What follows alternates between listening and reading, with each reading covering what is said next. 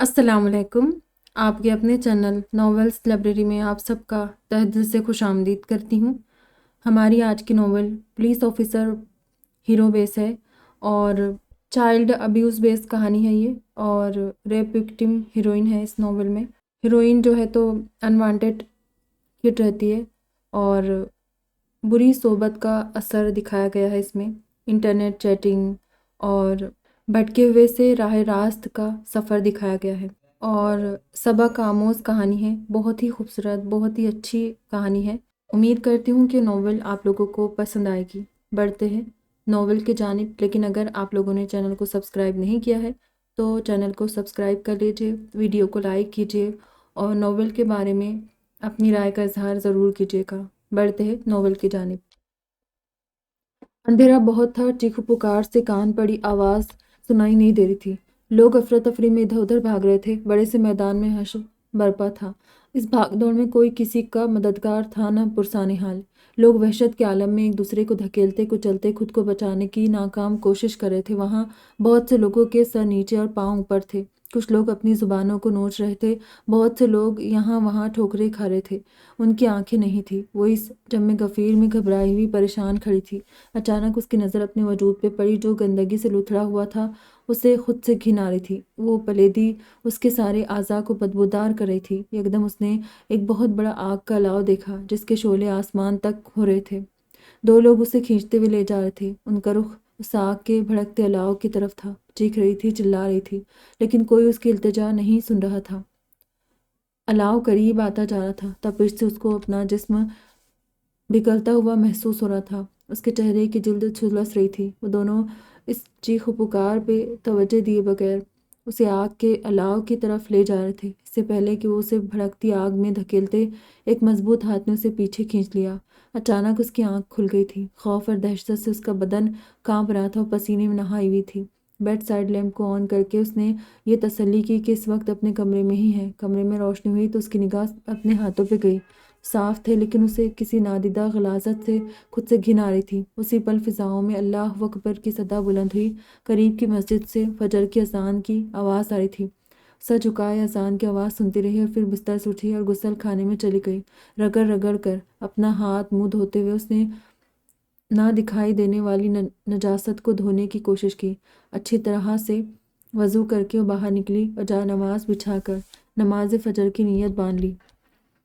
अम्मी, आयदा को अपने पास ही रख ले। मैं पहले ऑपरेशन की वजह से बहुत कमज़ोरी महसूस कर रही हूँ। ऊपर से शहराज और सुहेल की देखभाल और स्कूल की जिम्मेदारियाँ भी तो मुझे अकेली को ही देखनी है। नवीरा ने 3 हफ्ते की बच्ची को राबिया बेगम की गोद में देते हुए कहा। उनके चेहरे पे दुनिया जहाँ की उकताहट थी। यूं भी वो इस गैर मुतवक्का हमल से कुछ ज़्यादा खुश नहीं थी, और रही सही कसर आयदा की पैदाइश पे होने वाले ऑपरेशन ने पूरी कर दी थी। 9 महीने जिस अजाब में गुजरे थे, उसके बाद इस ऑपरेशन ने उसके सब्र का पैमाना लबरेज कर दिया था। उसे कहाँ ख्वाहिश थी 2 बेटों के बाद तीसरी औलाद की। राबे बेगम के माथे पे चंद सिलवटें नमूदार हुई। अक्ल तो ठिकाने है तुम्हारी, जो ऐसी बातें करी हो। चंद दिनों की बात है, फिर तुम भली चंगी हो जाओगी। खैर से खुद संभालना अपनी बच्ची को। वो बेटी के ऑपरेशन का सुनकर भागती दौड़ती आ गई थी और अब इतने दिन से नवीरा के पास ही थी। बेटी के आराम का ख्याल करते उन्होंने पिछले 3 हफ्ते से आयदा को संभाला हुआ था, लेकिन कल वो वापस कराची जा रही थी। घर तो खावर की बीवी ने अच्छे से संभाला हुआ था, मगर रियाज साहब के फ़ोन पे फ़ोन आ रहे थे। उन्हें वापस जाना ही था। नवीरा की बात ने उन्हें हैरान कर दिया था। अम्मी प्लीज़ मेरी मुश्किल को समझे, मुझे आदत नहीं रहेगी छोटे बच्चे संभालने की, और यूं भी आपको तो पता है मुझे अब मज़ीद औलाद की ख्वाहिश नहीं थी। तो पता नहीं कैसे बेहतियाती हो गई। राबे बेगम को उसकी बात पे गुस्सा आया था। अल्लाह का खौफ करो नवीरा, कैसी नाशुक्री की बातें कर रही हो। अल्लाह की दी हुई नेमत पे कोई यूं कुफर बकता है। नवीरा ने माँ की बात सुनकर पहलू बदला। आफाक मियाँ को क्या कहोगी, वो जाने देंगे यूं अपनी औलाद को मेरे साथ। बेटी की उतरी सूरत देखकर अचानक उन्हें ख्याल आया, अब तक इस पहलू पे तो सोचा ही नहीं था। आफाक को पहले 2 बच्चों की परवाह है जो इस तीसरी की होगी। उनका तो सारा वक्त उनकी पहली बीवी का है। ओढ़ना बिछोना वही तो है उनका। कारोबार, मेरी सौतन, मेरा नंबर तो बाद में आता है, और औलाद उसके भी बाद। ज़रा कुछ कह दो तो यही सुनने को मिलता है, दौलत के ढेर पे बिठा रखा है, फिर भी तुम्हारे शिकवे नहीं ख़त्म होते। اب بھی دیکھ لے، ایک بار بھی اس کو گود میں نہیں اٹھایا۔ کھڑے کھڑے آئے تھے ہاسپٹل اور بس یہ چا وہ چا۔ نویرہ جل کر بولی۔ اسے آفاق سے شادی کے ابتدائی دنوں سے لے کر آج تک یہی گلہ تھا کہ وہ اپنے کاروباری مصروفیات میں اس کو بالکل فراموش کر دیتا تھا۔ اللہ کا دیا سب تھا اس کے پاس، لیکن کچھ نہیں تھا تو شوہر کی توجہ۔ دنیا رشک کرتی تھی اس کے ٹھاٹ باٹ دیکھ کر، مگر نویرہ کا دل مطمئن نہیں تھا۔ 2 بچوں کی پیدائش نے جہاں اس کا رنگ و روپ ماند کر دیا تھا، وہاں آفاق کی بے توجہی کا کلک بھی کچھ کم نہیں تھا، اور یہ اس کے دل کا روگ بن گیا تھا۔ وہ ہر وقت جلی کٹی رہتی تھی۔ ایسا نہیں تھا کہ آفاق کوئی بھونا صفت تھا، وہ مضبوط کردار کا مالک تھا، بس اس کی ترجیحات مختلف تھی۔ وہ نظریہ ضرورت پہ یقین رکھتا تھا، اپنے حساب سے وہ دولت کما کر اپنی فیملی کی تمام ضروریات پوری کر رہا تھا، اور بہت احسن انداز میں پوری کر رہا تھا۔ پھر اسے ان چاؤ چوچلوں کی کیا ضرورت تھی؟ پھر وہی ناشکری کی باتیں۔ کبھی اپنے سے نیچے والوں کو بھی دیکھ لیا کرو۔ اور رابعہ بیگم جل کر بولی۔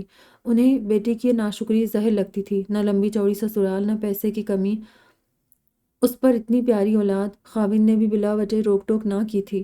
پھر بھی نویرہ کے مزاج برہم رہتے تھے۔ میں آپ کو ہر مہینے اس کا خرچہ باقاعدگی سے بھجوا دیا کروں گی۔ نویرہ ایک بار پھر اسی بات پہ آ چکی تھی۔ اس نے ماں کا ہاتھ تھام رکھا تھا۔ چلو ہٹو اب، کیا میں تمہارے پیسے کی محتاج ہوں کہ اس معصوم کے خراجات بھی نہ اٹھا پاؤں؟ رابعہ بیگم نے ہاتھ جھٹکا۔ اسے اس میں عائدہ کے رونے کی آواز آئی تھی۔ سنبھالو اسے، بچی جاگ گئی ہے۔ انہوں نے اسے نویرہ کو سونپنا چاہا، مگر اسے کہاں پرواہ تھی۔ بیڈ پہ لیٹ کر کروٹ بدل لی۔ رابعہ بیگم کو تو آگ ہی لگ گئی۔ اللہ جانے اس معصوم کے ساتھ کیا کرے گی یہ، میں ہی لے جاتی ہوں۔ غصے سے بڑبڑائی۔ نویرہ کی ہنسی نکل گئی۔ عائدہ کو سینے سے لگائے وہ کمرے سے باہر نکل گئی تھی۔ ارے یہ تم نے بہت اچھا کیا اسے اپنے ساتھ لے آئی۔ نعمان اور فریحہ تو بڑے ہو گئے ہیں، اب ہم اس چھوٹی سی گڑیا سے کھیلیں گے۔ رابعہ بیگم کی گود سے عائدہ کو لے کر ریاض صاحب نے اس کے ننھے ہاتھوں کو چوما۔ وہ آتے ساتھ ہی ساری بات ان کے گوش گزار کر چکی تھی۔ انہیں نویرہ کی سنگدلی پہ غصہ تھا۔ ریاض صاحب نے ان کا موڈ بدلنے کی کوشش کی۔ عجیب تو انہیں بھی لگا، مگر وہ اس موضوع پہ مزید کوئی بات کر کے ان کا غصہ بڑھانا نہیں چاہتے تھے۔ مجھے لگ رہا ہے سمینہ کو میرا عائدہ کو یہاں لانا اچھا نہیں لگا۔ انہیں بہو کا بگڑتا منہ نظر آ گیا تھا۔ تو کون سا تم اسے بہو کے سپرد کر رہی ہو؟ ہم دونوں ہیں نا، اس گڑیا کا خیال رکھنے کے لیے۔ ریاض صاحب اس کی منمونی صورت پہ فریفتہ ہو رہے تھے۔ رابعہ بیگم کو انہوں نے خوب تسلی دلائی تھی، وہ قدرے مطمئن ہو گئی۔ عائدہ کے اخراجات ان کے منع کرنے کے باوجود نویرہ ہر ماہ باقاعدگی سے بھیجتی تھی، اور اس پر نانا نانی اس کا دل و جان سے خیال رکھتے تھے۔ بچی کی صحت اور صورت دونوں ہی سب کی توجہ کھینچ لیتی تھی۔ آنٹی اسے میں اپنے گھر لے جاؤں؟ تھوڑی دیر کے لیے، کچھ دیر تک چھوڑ جاؤں گی۔ 6 ماہ کی عائدہ کو گود میں اٹھائے پڑوس کی سجیلا نہال ہو رہی تھی۔ وہ ان کے برابر والے گھر میں رہتی تھی۔ دونوں گھروں کا ملنا ملانا تھا۔ وہ 9ویں جماعت میں تھی اور ابھی کچھ دیر پہلے رابعہ بیگم کے گھر نیاز کی بریانی لے کر آئی تھی۔ عائدہ کو ان کی گود میں دیکھ کر وہ بہت شوق سے اس کے متعلق پوچھنے لگی تھی، اور پھر اس نے اسے اپنے ساتھ لے جانے کی فرمائش کر دی۔ رابعہ بیگم اس عمر میں بھی خاصی چاق و چوبند اور حوصلے والی خاتون تھی، پھر بھی چھوٹی بچی کو دن رات سنبھالنا انہیں ہلکان کر دیتا تھا۔ انہوں نے بخوشی اسے اجازت دے دی تھی۔ اچھا ہے، وہ 2 گھڑی کمر سیدھی کر لیں گی، اور پھر یہ جیسے روز کا معمول ہو گیا تھا۔ سجیلا شام میں روزانہ 1 گھنٹے کے لیے عائدہ کو اپنے ساتھ لے جاتی تھی۔ عائدہ بھی اس سے مانوس ہو گئی تھی، نہ صرف اس سے بلکہ ان کے گھر کے ہر فرد سے۔ اب اگر کسی دن کسی وجہ سے وہ ان کے گھر نہ جاتی تو سب گھر والے اسے مس کرتے تھے، خاص طور پر سجیلا کا بھتیجا جو اس سے عمر میں 4 سال بڑا تھا۔ وقت کے ساتھ دونوں کی خوب دوستی ہو گئی تھی۔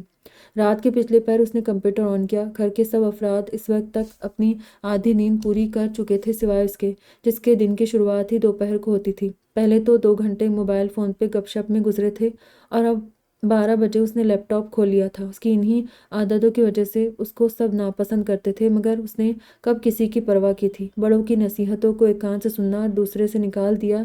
جہاں کسی نے کچھ کہا، چار جواب منہ پہ مارے اور خود کو کمرے میں بند کر لیا۔ ماں کو ہی منانا پڑتا، معافی تلافی کی جاتی، تب کہیں جا کے کھانے کا لقمہ منہ میں جاتا۔ پہلے تو خیر تھی، سب اپنے ہی تھے، لیکن اب تو آئے دن گھر میدان جنگ بنا رہتا تھا۔ جب سے گھر میں بہو بیگم کی آمد ہوئی تھی، کوئی نہ کوئی مارکا ہو ہی جاتا تھا۔ وہ کون سی بے زبان تھی؟ 4 دن تو لحاظ میں کچھ نہیں بولی، لیکن آخر انسان تھی۔ صبر ختم ہو گیا اور ایک دن ساری کسر پوری کر دی۔ بس اب تو کوئی دن ایسا نہیں جاتا تھا جو دونوں کی لڑائی نہ ہوتی۔ اس پر بھائی بھی اب تو اپنی بیگم کا ہی ساتھ دیتے تھے، البتہ مما اور پاپا اس معاملے میں زیادہ تر خاموش رہتے تھے۔ یوں تو کوئی ان کی سنتا بھی نہیں تھا، لیکن وہ اس بات سے اچھی طرح واقف تھے کہ اگر انہوں نے کسی ایک کا بھی ساتھ دیا تو دوسرے کی کبھی نہ ختم ہونے والی بدگمانی کا آغاز ہو جائے گا، اور وہ تو تھی ہی صدا کی بدگمان۔ اگر اس کے مقابلے میں کوئی سنبل بھابھی کی سائیڈ لیتا تو وہ کوہرام مچاتی کہ سب یاد رکھتے۔ ہیلو، کہاں تھی اتنی دیر سے؟ اس نے ابھی فیس بک پہ لاگ ان کیا ہی تھا کہ کھٹ سے میسج آیا۔ ایک شوق سی مسکراہٹ اس کے لبوں پہ آئی۔ فرینڈ سے بات کر رہی تھی، اس نے لکھا، اور اگلے میسج کا انتظار کرنے لگی۔ میں کب سے انتظار کر رہا تھا اور تم فرینڈ سے گپے لگا رہی تھی۔ اداسی بھری شکل ٹیکسٹ کے ساتھ ابھری تھی۔ وہ اس کی بے قراری کو انجوائے کر رہی تھی۔ کیوں؟ سوال مختصر تھا، ساتھ میں شرارتی شکل۔ اسے پتا تھا وہ تب جائے گا، لیکن اسے تو تپانے میں مزہ آتا تھا۔ کیوں؟ کیا مطلب؟ حیران شکل۔ تم نہیں جانتی میں کیوں تمہارا انتظار کر رہا تھا؟ آنسو اندھیرے کمرے میں اس کا چہرہ چمکا۔ بھول گئی؟ ذرا بتاؤ تو۔ وہ شوق ہوئی۔ کیونکہ تم میری جان ہو اور میں تم سے بہت بہت بہت بہت محبت کرتا ہوں۔ اور لال رنگ کا دل، اور وہ گلابی ہو رہی تھی، اور یہ کہ بس اب اور انتظار نہیں ہوتا ہے، جلد ملنے کی کچھ تدبیر کرو پلیز۔ معصومانہ شکل۔ اسے ہنسی آئی۔ کیا تم سچ کہہ رہے ہو؟ وہ اسکرین سے تھوڑا نزدیک ہو گئی تھی، دل کی دھڑکن ایک دم تیز ہو رہی تھی۔ بالکل سچ کہہ رہا ہوں۔ تم سے جھوٹ کہہ سکتا ہوں بھلا؟ اپنے ان باکس میں چمکتے 2-3 دوسری لڑکیوں کے پیغامات کو جلدی جلدی پڑھ کر اس نے اسے جواب لکھا۔ اس انٹرنیٹ کا یہی تو کمال ہے، دوسری طرف آپ بھرے محفل میں ہو، موج مستی ہلہ گلا کر رہے ہو، اور دوسرے کو اپنی تنہائی کا رونا رو سکتے ہو، سنا سکتے ہو۔ 10 لڑکیوں سے ایک وقت میں باتیں کر رہے ہو۔ کسی کے فرشتوں کو بھی علم نہیں کہ آپ کو بیوقوف بنایا جا رہا ہے۔ یہ سوشل میڈیا کی دنیا بیوقوفوں کی جنت ہے۔ اس نگری میں شکر خوروں کو شکر ملتی ہے، اور بہت سے مجنوں، فرہاد، رانجھے اپنی انگنت لیلا، شری اور ہیرو کے ساتھ عشق و عاشقی کی بیلوں کو پروان چڑھاتے ہیں۔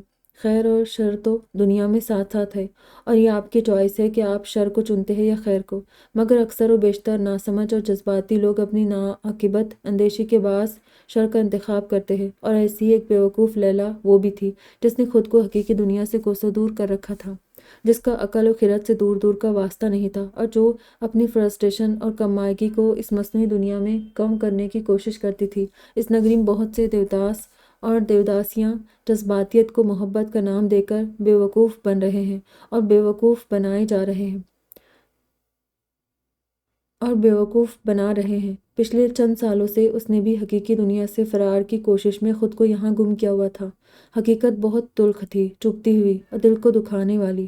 سکون یہاں تھا۔ وہ لوگ جنہیں وہ نہ نام سے جانتی تھی نہ شکل سے، مگر وہ سب اس کے دوست تھے۔ گھنٹوں ان سے بے مقصد چیٹ کر کے جھوٹے اظہار محبت سن کر وہ خوش ہوتی تھی۔ راتوں کو جاگ کر گھر والوں سے چھپ کر غیر محرم سے عشقیہ باتیں کرنا آج کل اس کا محبوب مشغلہ تھا۔ جیسے کسی کو نشے کی لت لگ جاتی ہے، بالکل اسی طرح اسے گناہ کی لت لگ چکی تھی، اور پھر سارا دن وہ اس نشے کے خمار میں رہتی۔ کچھ دیر حیدر سے مزید عشق و محبت کی باتیں کر کے اس نے لاگ آف کر دیا تھا۔ حیدر اس کا واحد فیس بک فرینڈ نہیں تھا، بلکہ اس کے دوستوں کی فہرست کافی طویل تھی۔ لڑکوں کا تو نام بدنام ہے، وہ خود بہت بڑی فلرٹ تھی۔ کسی ایک لڑکے سے دل لگی کرتی اور پھر جب اس سے بور ہو جاتی تو اسے بلاک کر دیتی۔ آج کل اس کا زیادہ وقت حیدر سے باتیں کرنے میں گزرتا تھا۔ اسے وہ اچھا لگنے لگا تھا، کیونکہ وہ اظہار محبت بہت کھل کر کرتا تھا۔ ایسی باتیں جو لڑکیوں کے لیے باعث کشش ہوتی ہے، اسے ان میں خاصا عبور تھا۔ اس سے ملی نہیں تھی، لیکن دونوں نے ایک دوسرے کی تصویر دیکھی ہوئی تھی۔ خاصا گڈ لکنگ تھا، اور وہ بھی کچھ سیریس ہو رہی تھی۔ صبح کے 4 بج رہے تھے اور اسے ہلکی ہلکی نیند آ رہی تھی۔ اس نے جمائی لیتے ہوئے کمپیوٹر بند کیا اور نرم گرم بستر پہ لیٹ گئی۔ حیدر کی رومانٹک باتوں کو سوچتے ہوئے اس کے اندر کھلبلی مچی ہوئی تھی۔ بہت دیر تک بستر پہ کروٹیں بدلنے کے بعد نیند کے آغوش میں جا چکی تھی۔ ڈریسنگ ٹیبل کے شیشے میں اپنا عکس دیکھتے ہوئے اس نے اپنے نئے نئے تراشیدہ بالوں کو برش کیا اور خود پہ ایک بھرپور نظر ڈالتا کمرے سے باہر نکل آیا۔ ڈائننگ ٹیبل پہ ملازم پہلے ہی ناشتہ سرو کر چکا تھا۔ اسے دیکھ کر وہ فٹافٹ باورچی خانے سے بھاپ اڑاتی چائے کا مگ بھی لے آیا۔ اس نے ہلکی سی مسکراہٹ اور شکریہ کے ساتھ گرما گرم چائے کا مگ لبوں سے لگا لیا۔ چائے اور کافی بہت گرم پیتا تھا۔ اچلت میں مختصر سا ناشتہ کرنے کے بعد اس کا رخ اب سامنے والے کمرے کی طرف تھا۔ پچھلے 4 سال سے یہ بھی اس کے معمول کا حصہ تھا کہ وہ گھر سے نکلنے سے پہلے اور گھر آنے کے بعد لازمی چند منٹ اس کمرے میں گزارتا تھا۔ بیڈ روم کا دروازہ کھل کر جیسے وہ اندر داخل ہوا، میل نرس چاق و چوبند انداز میں اسے دیکھ کر کھڑا ہو گیا۔ بڑے سے بیڈ پہ پڑے فالج زدہ وجود کے اداس چہرے پر اسے دیکھ کر مسکراہٹ آئی تھی۔ سلام کرنے کے بعد وہ بیڈ کے ایک کونے میں خاموشی سے بیٹھ گیا۔ اس کے سپاٹ چہرے پر بھی کوئی تاثر نہیں تھا۔ نرس اسے ہمیشہ کی طرح مریض کی دن رات کی روٹین بتا رہی تھی۔ عزیر کو ان کی طبیعت میں آج بھی کوئی بہتری نظر نہیں آئی تھی، لیکن نرس وہی معمول کی تسلی آمیز باتیں کر رہا تھا جو وہ پچھلے 4 سال سے سن رہا تھا۔ 4 سال پہلے جب وہ انہیں اپنے پاس لایا تھا، اس وقت سے آج تک وہ چند ٹوٹے پھوٹے الفاظ کے سوا کچھ نہیں بولے تھے۔ ان کا بایاں حصہ مفلوج ہو چکا تھا اور کھانے پینے سے لے کر اٹھنے بیٹھنے یہاں تک کہ ہلنے جلنے کے لیے بھی انہیں مددگار کی ضرورت تھی۔ اس نے اپنی طرف سے ان کے بہترین علاج، معالجے اور دیکھ بھال کا بندوبست کیا تھا، لیکن شاید قدرت کو یہی منظور تھا کہ 4 سال کے مسلسل علاج کے باوجود وہ آج بھی معذوری بھری زندگی گزار رہے تھے۔ ٹھیک 5 منٹ تک چپ چاپ ان کے بیڈ کے پاس بیٹھا انہیں دیکھتا رہا۔ نرس اب خاموش ہو چکا تھا۔ اس کے پاس آج بھی ان سے کہنے کے لیے کوئی لفظ نہ تھا۔ ماضی کے بہت سے دکھ انہیں دیکھ کر پھر سے تازہ ہو جاتے تھے، مگر نہ چاہتے بھی اسے دن میں 2 بار اس کرب سے گزرنا پڑتا تھا۔ کمرے سے نکلتے اس نے ہمیشہ کی طرح نرس کو کچھ ہدایت کی تھی اور ان کے دوائیوں کے اسٹاک کے متعلق پوچھا تھا۔ گھر کے باہر وردی میں ملبوس ڈرائیور جیپ اسٹارٹ کیے کھڑا تھا۔ تیز تیز قدم اٹھاتا گھر سے باہر نکلا۔ سیکیورٹی گارڈ نے اسے دیکھ کر سلیوٹ مارا۔ جیسے ہی وہ جیپ کی فرنٹ سیٹ پہ بیٹھا، مستعد ڈرائیور نے گاڑی چلا دی تھی۔ رات کو دیر سے سوئی تھی تو اٹھنا بھی اسی حساب سے ہوا تھا۔ یوں بھی جب سے کالج سے چھٹیاں ہوئی تھی، اس کے لیے رات اور دن کا فرق ختم ہو گیا تھا۔ ناشتہ بغیر سلام دعا کے کرسی کھینچ کر بیٹھتے اس نے کچن میں کھڑے لوگوں سے کہا۔ وہاں ملازمہ کے ساتھ اس وقت سنبل بھی تھی جو دوپہر کے کھانے کی تیاری میں لگی تھی۔ اٹھ گئی مہارانی، 12 بج رہے، یہاں دوپہر کے کھانے کا وقت ہونے والا ہے اور انہیں اب ناشتہ چاہیے۔ سنبل نے کی تو سرگوشی تھی مگر اس کے کان سنبل کی طرف تھے۔ ملازمہ ہنڈیا میں منہ دیے خاموشی سے اپنا کام کر رہی تھی۔ وہ ان باتوں کی عادی تھی۔ تو آپ کو کیا اعتراض ہے؟ یہ میرے باپ کا گھر ہے، میں جب مرضی سو کر اٹھوں، اپنے کام سے کام رکھے۔ تب کر بولی سغرا، تم؟ اس نے ملازمہ کو مخاطب کیا۔ چھوڑو یہ سب اور میرا ناشتہ بناؤ پہلے، انگلی کے اشارے سے اسے دھمکی آمیز لہجے میں کہا۔ سغرا بیچاری نے جلدی سے چولہے سے پتیلی اتاری اور فرائنگ پین رکھا۔ بات کیسے کرتی ہو تم؟ تمیز نہیں تمہیں؟ ہر وقت لڑنے کے لیے تیار رہتی ہو۔ اب وہ کھانا بنانا چھوڑ کر تمہیں ناشتہ بنا کر دے، وقت پہ کیوں نہیں اٹھتی ہو؟ سنبل آج اسے معاف کرنے کو تیار نہیں تھی۔ جواب میں اس کی زبان بھی انگارے اگلنے والی تھی۔ ہاں نہیں تمیز ہے، آپ ہے نا تمیز والی، آئندہ میرے منہ مت لگنا، اور ہاں جا کر یہ بھی اپنے اس زن مرید میاں کے کان میں ڈال دینا۔ ڈرتی نہیں ہوں میں کسی سے، سنبل کی عادت تھی۔ روز مرہ کی ہر چھوٹی بڑی بات جب تک میاں کو بتا نہ دیتی تھی اس کا کھانا ہضم نہیں ہوتا تھا۔ پہلے تو وہ خاموش رہتا تھا، لیکن اب وہ بیوی کی ہمدردی میں بہن کو خوب سناتا تھا، یہاں تک کہ ایک بار تو اس کی باتوں پہ اتنا مشتعل ہوا کہ ہاتھ بھی اٹھا لیا۔ وہ تو ماں نے درمیان میں آ کر معاملہ رفع دفع کیا۔ شہیر، تم نے یہ فائل منگوائی تھی؟ ایسی بھی عزیر نے اس کی مطلوبہ فائل میز پہ رکھتے ہوئے کرسی سنبھالی۔ وہ جو اپنے سامنے پڑی فائل کو بہت انہماک سے پڑھا تھا، اس کی بات سن کر چونکا۔ ہاں۔ سامنے پڑی فائل کو بند کرتے اس نے میز پہ رکھی فائل کھولی۔ پہلے صفحے پہ نظر پڑتے اس کی چوڑی پیشانی پہ بل نمودار ہوئے۔ اگلا صفحہ پلٹنے تک اس کے چہرے پہ اشتعال واضح تھا۔ چند منٹ خاموشی سے ان صفحات کا مطالعہ کرنے کے بعد اس نے غصے سے فائل بند کی۔ ہونٹ بھینچتے ہوئے اس نے سامنے بیٹھے عزیر جو سنجیدگی سے اس کی جانب متوجہ تھا۔ کل کی تیاری رکھنا، اس معاملے کو ہمیں بہت احتیاط سے ہینڈل کرنا، اور خیال رہے کسی کو اس کی کانوں کان خبر نہیں ہونی چاہیے۔ اس کا لہجہ گمبھیر تھا۔ ڈونٹ وری، مجھے اس معاملے کی حساسیت کا پوری طرح اندازہ ہے، اے سی پی شہیر نے تسلی دلائی۔ گڈ، انشاءاللہ سب کچھ ٹھیک ہوگا، مجھے پوری امید ہے ہمیں ہمارے مقصد میں کامیابی ملے گی۔ اس کا لہجہ سنجیدہ ہی تھا، مگر اس بار چہرے کا تناؤ نسبتاً کم تھا۔ پھر وہ دونوں کچھ دیر سارا معاملہ ڈسکس کرتے رہے اور فائل اس کے پاس چھوڑ کر کمرے سے نکل گیا۔ اپنے سامنے پڑی بند فائل پہ نظر ڈالتے ہوئے ایک بار پھر اس کے ماتھے پہ شکنیں ابھری تھی۔ گہری سوچ میں ڈوبے اس نے اپنی کرسی کی بیک سے سر ٹکا لیا تھا۔ وہی بات ہوئی تھی جس کا اسے پہلے سے ہی اندازہ تھا۔ سنبل نے گھر آتے ہی شیراز کو ساری رودات سنائی تھی، ساتھ میں 2 اپنی طرف سے لگا کر بھی سنائی تھی۔ تم کیوں بلا وجہ اس کے منہ لگتی ہو؟ اگنور کر دیا کرو۔ پچھلی بار بات اتنی زیادہ بڑھ گئی تھی اور نویرہ کے ساتھ آفاق نے بھی اسے سرزنش کی تھی، اس لیے وہ خود پہ قابو رکھتے ہوئے بولا، میں منہ لگتی ہوں یا آپ کی بہن کی زبان کو چین نہیں؟ کیا آپ نہیں جانتے وہ کتنی بد زبان ہے؟ سنبل اسے ٹھنڈا پڑتا دیکھ کر چل کر بولی، اور پھر جب تک شیراز کو اس درجے مشتعل نہ کر دیا کہ وہ پیر پٹکتا عائدہ کے کمرے میں اسے لڑنے چلا گیا، وہ چپ نہیں ہوئی تھی۔ شیراز نے پہلے تو اسے سمجھانا چاہا کہ گھر میں رہنے کا احسن طریقہ کیا ہے، لیکن جب اس کے کان پہ جو تک نہ رینگی تو خاصے غصے میں آ گیا تھا۔ وہ بھی کہاں رکنے والی تھی؟ بڑے بھائی کی وہ عزت افزائی کی کہ وہ دنگ رہ گیا، اور پھر اس نے عائدہ کی شکایت نویرہ سے کر ڈالی۔ تمہیں شرم نہیں آتی اپنے بڑے بھائی سے بدتمیزی کرتے ہوئے؟ اس کی بدتمیزی کو وہ کب سے نظر انداز کر رہی تھی، لیکن آج تو اس کی وجہ سے اچھا خاصا مسئلہ بن گیا تھا۔ شیراز نے صاف کہہ دیا تھا کہ اگر عائدہ کا یہی رویہ رہا تو اپنی بیوی کو لے کر چلا جائے گا۔ میں نے کوئی بدتمیزی نہیں کی، بس ان کی بات کا جواب دیا ہے۔ وہی بلا وجہ ہائپر ہو رہے تھے، خواہ مخواہ کی دھونس جما رہے تھے۔ مجھے اپنی زندگی میں کسی کی مداخلت پسند نہیں ہے، وہ بھائی چھوڑ میرا باپ ہی کیوں نہ ہو، وہ ڈٹائی سے بولی۔ عائدہ اس کے رویے پہ بھڑک اٹھی تھی۔ آہستہ بولے، اور اتنا غصہ مت کرے، آپ کے حسین چہرے پہ جھرریاں پڑ جائے گی۔ وہ ہر بار کی طرح اس بار بھی ان کا کلیجہ جلا رہی تھی۔ وہ بھائی چھوڑ میرا باپ ہی کیوں نہ ہو، ڈٹائی سے بولی۔ عائدہ اس کے رویے پہ وہ بھڑک اٹھی تھی۔ آہستہ بولے، اور اتنا غصہ مت کرے، آپ کے حسین چہرے پہ جھرریاں پڑ جائے گی۔ وہ ہر بار کی طرح اس بار بھی ان کا کلیجہ جلا رہی تھی۔ میں سوچ بھی نہیں سکتی تھی تم اتنی بدتمیز ہو سکتی ہو، وہ تعصب سے بولی۔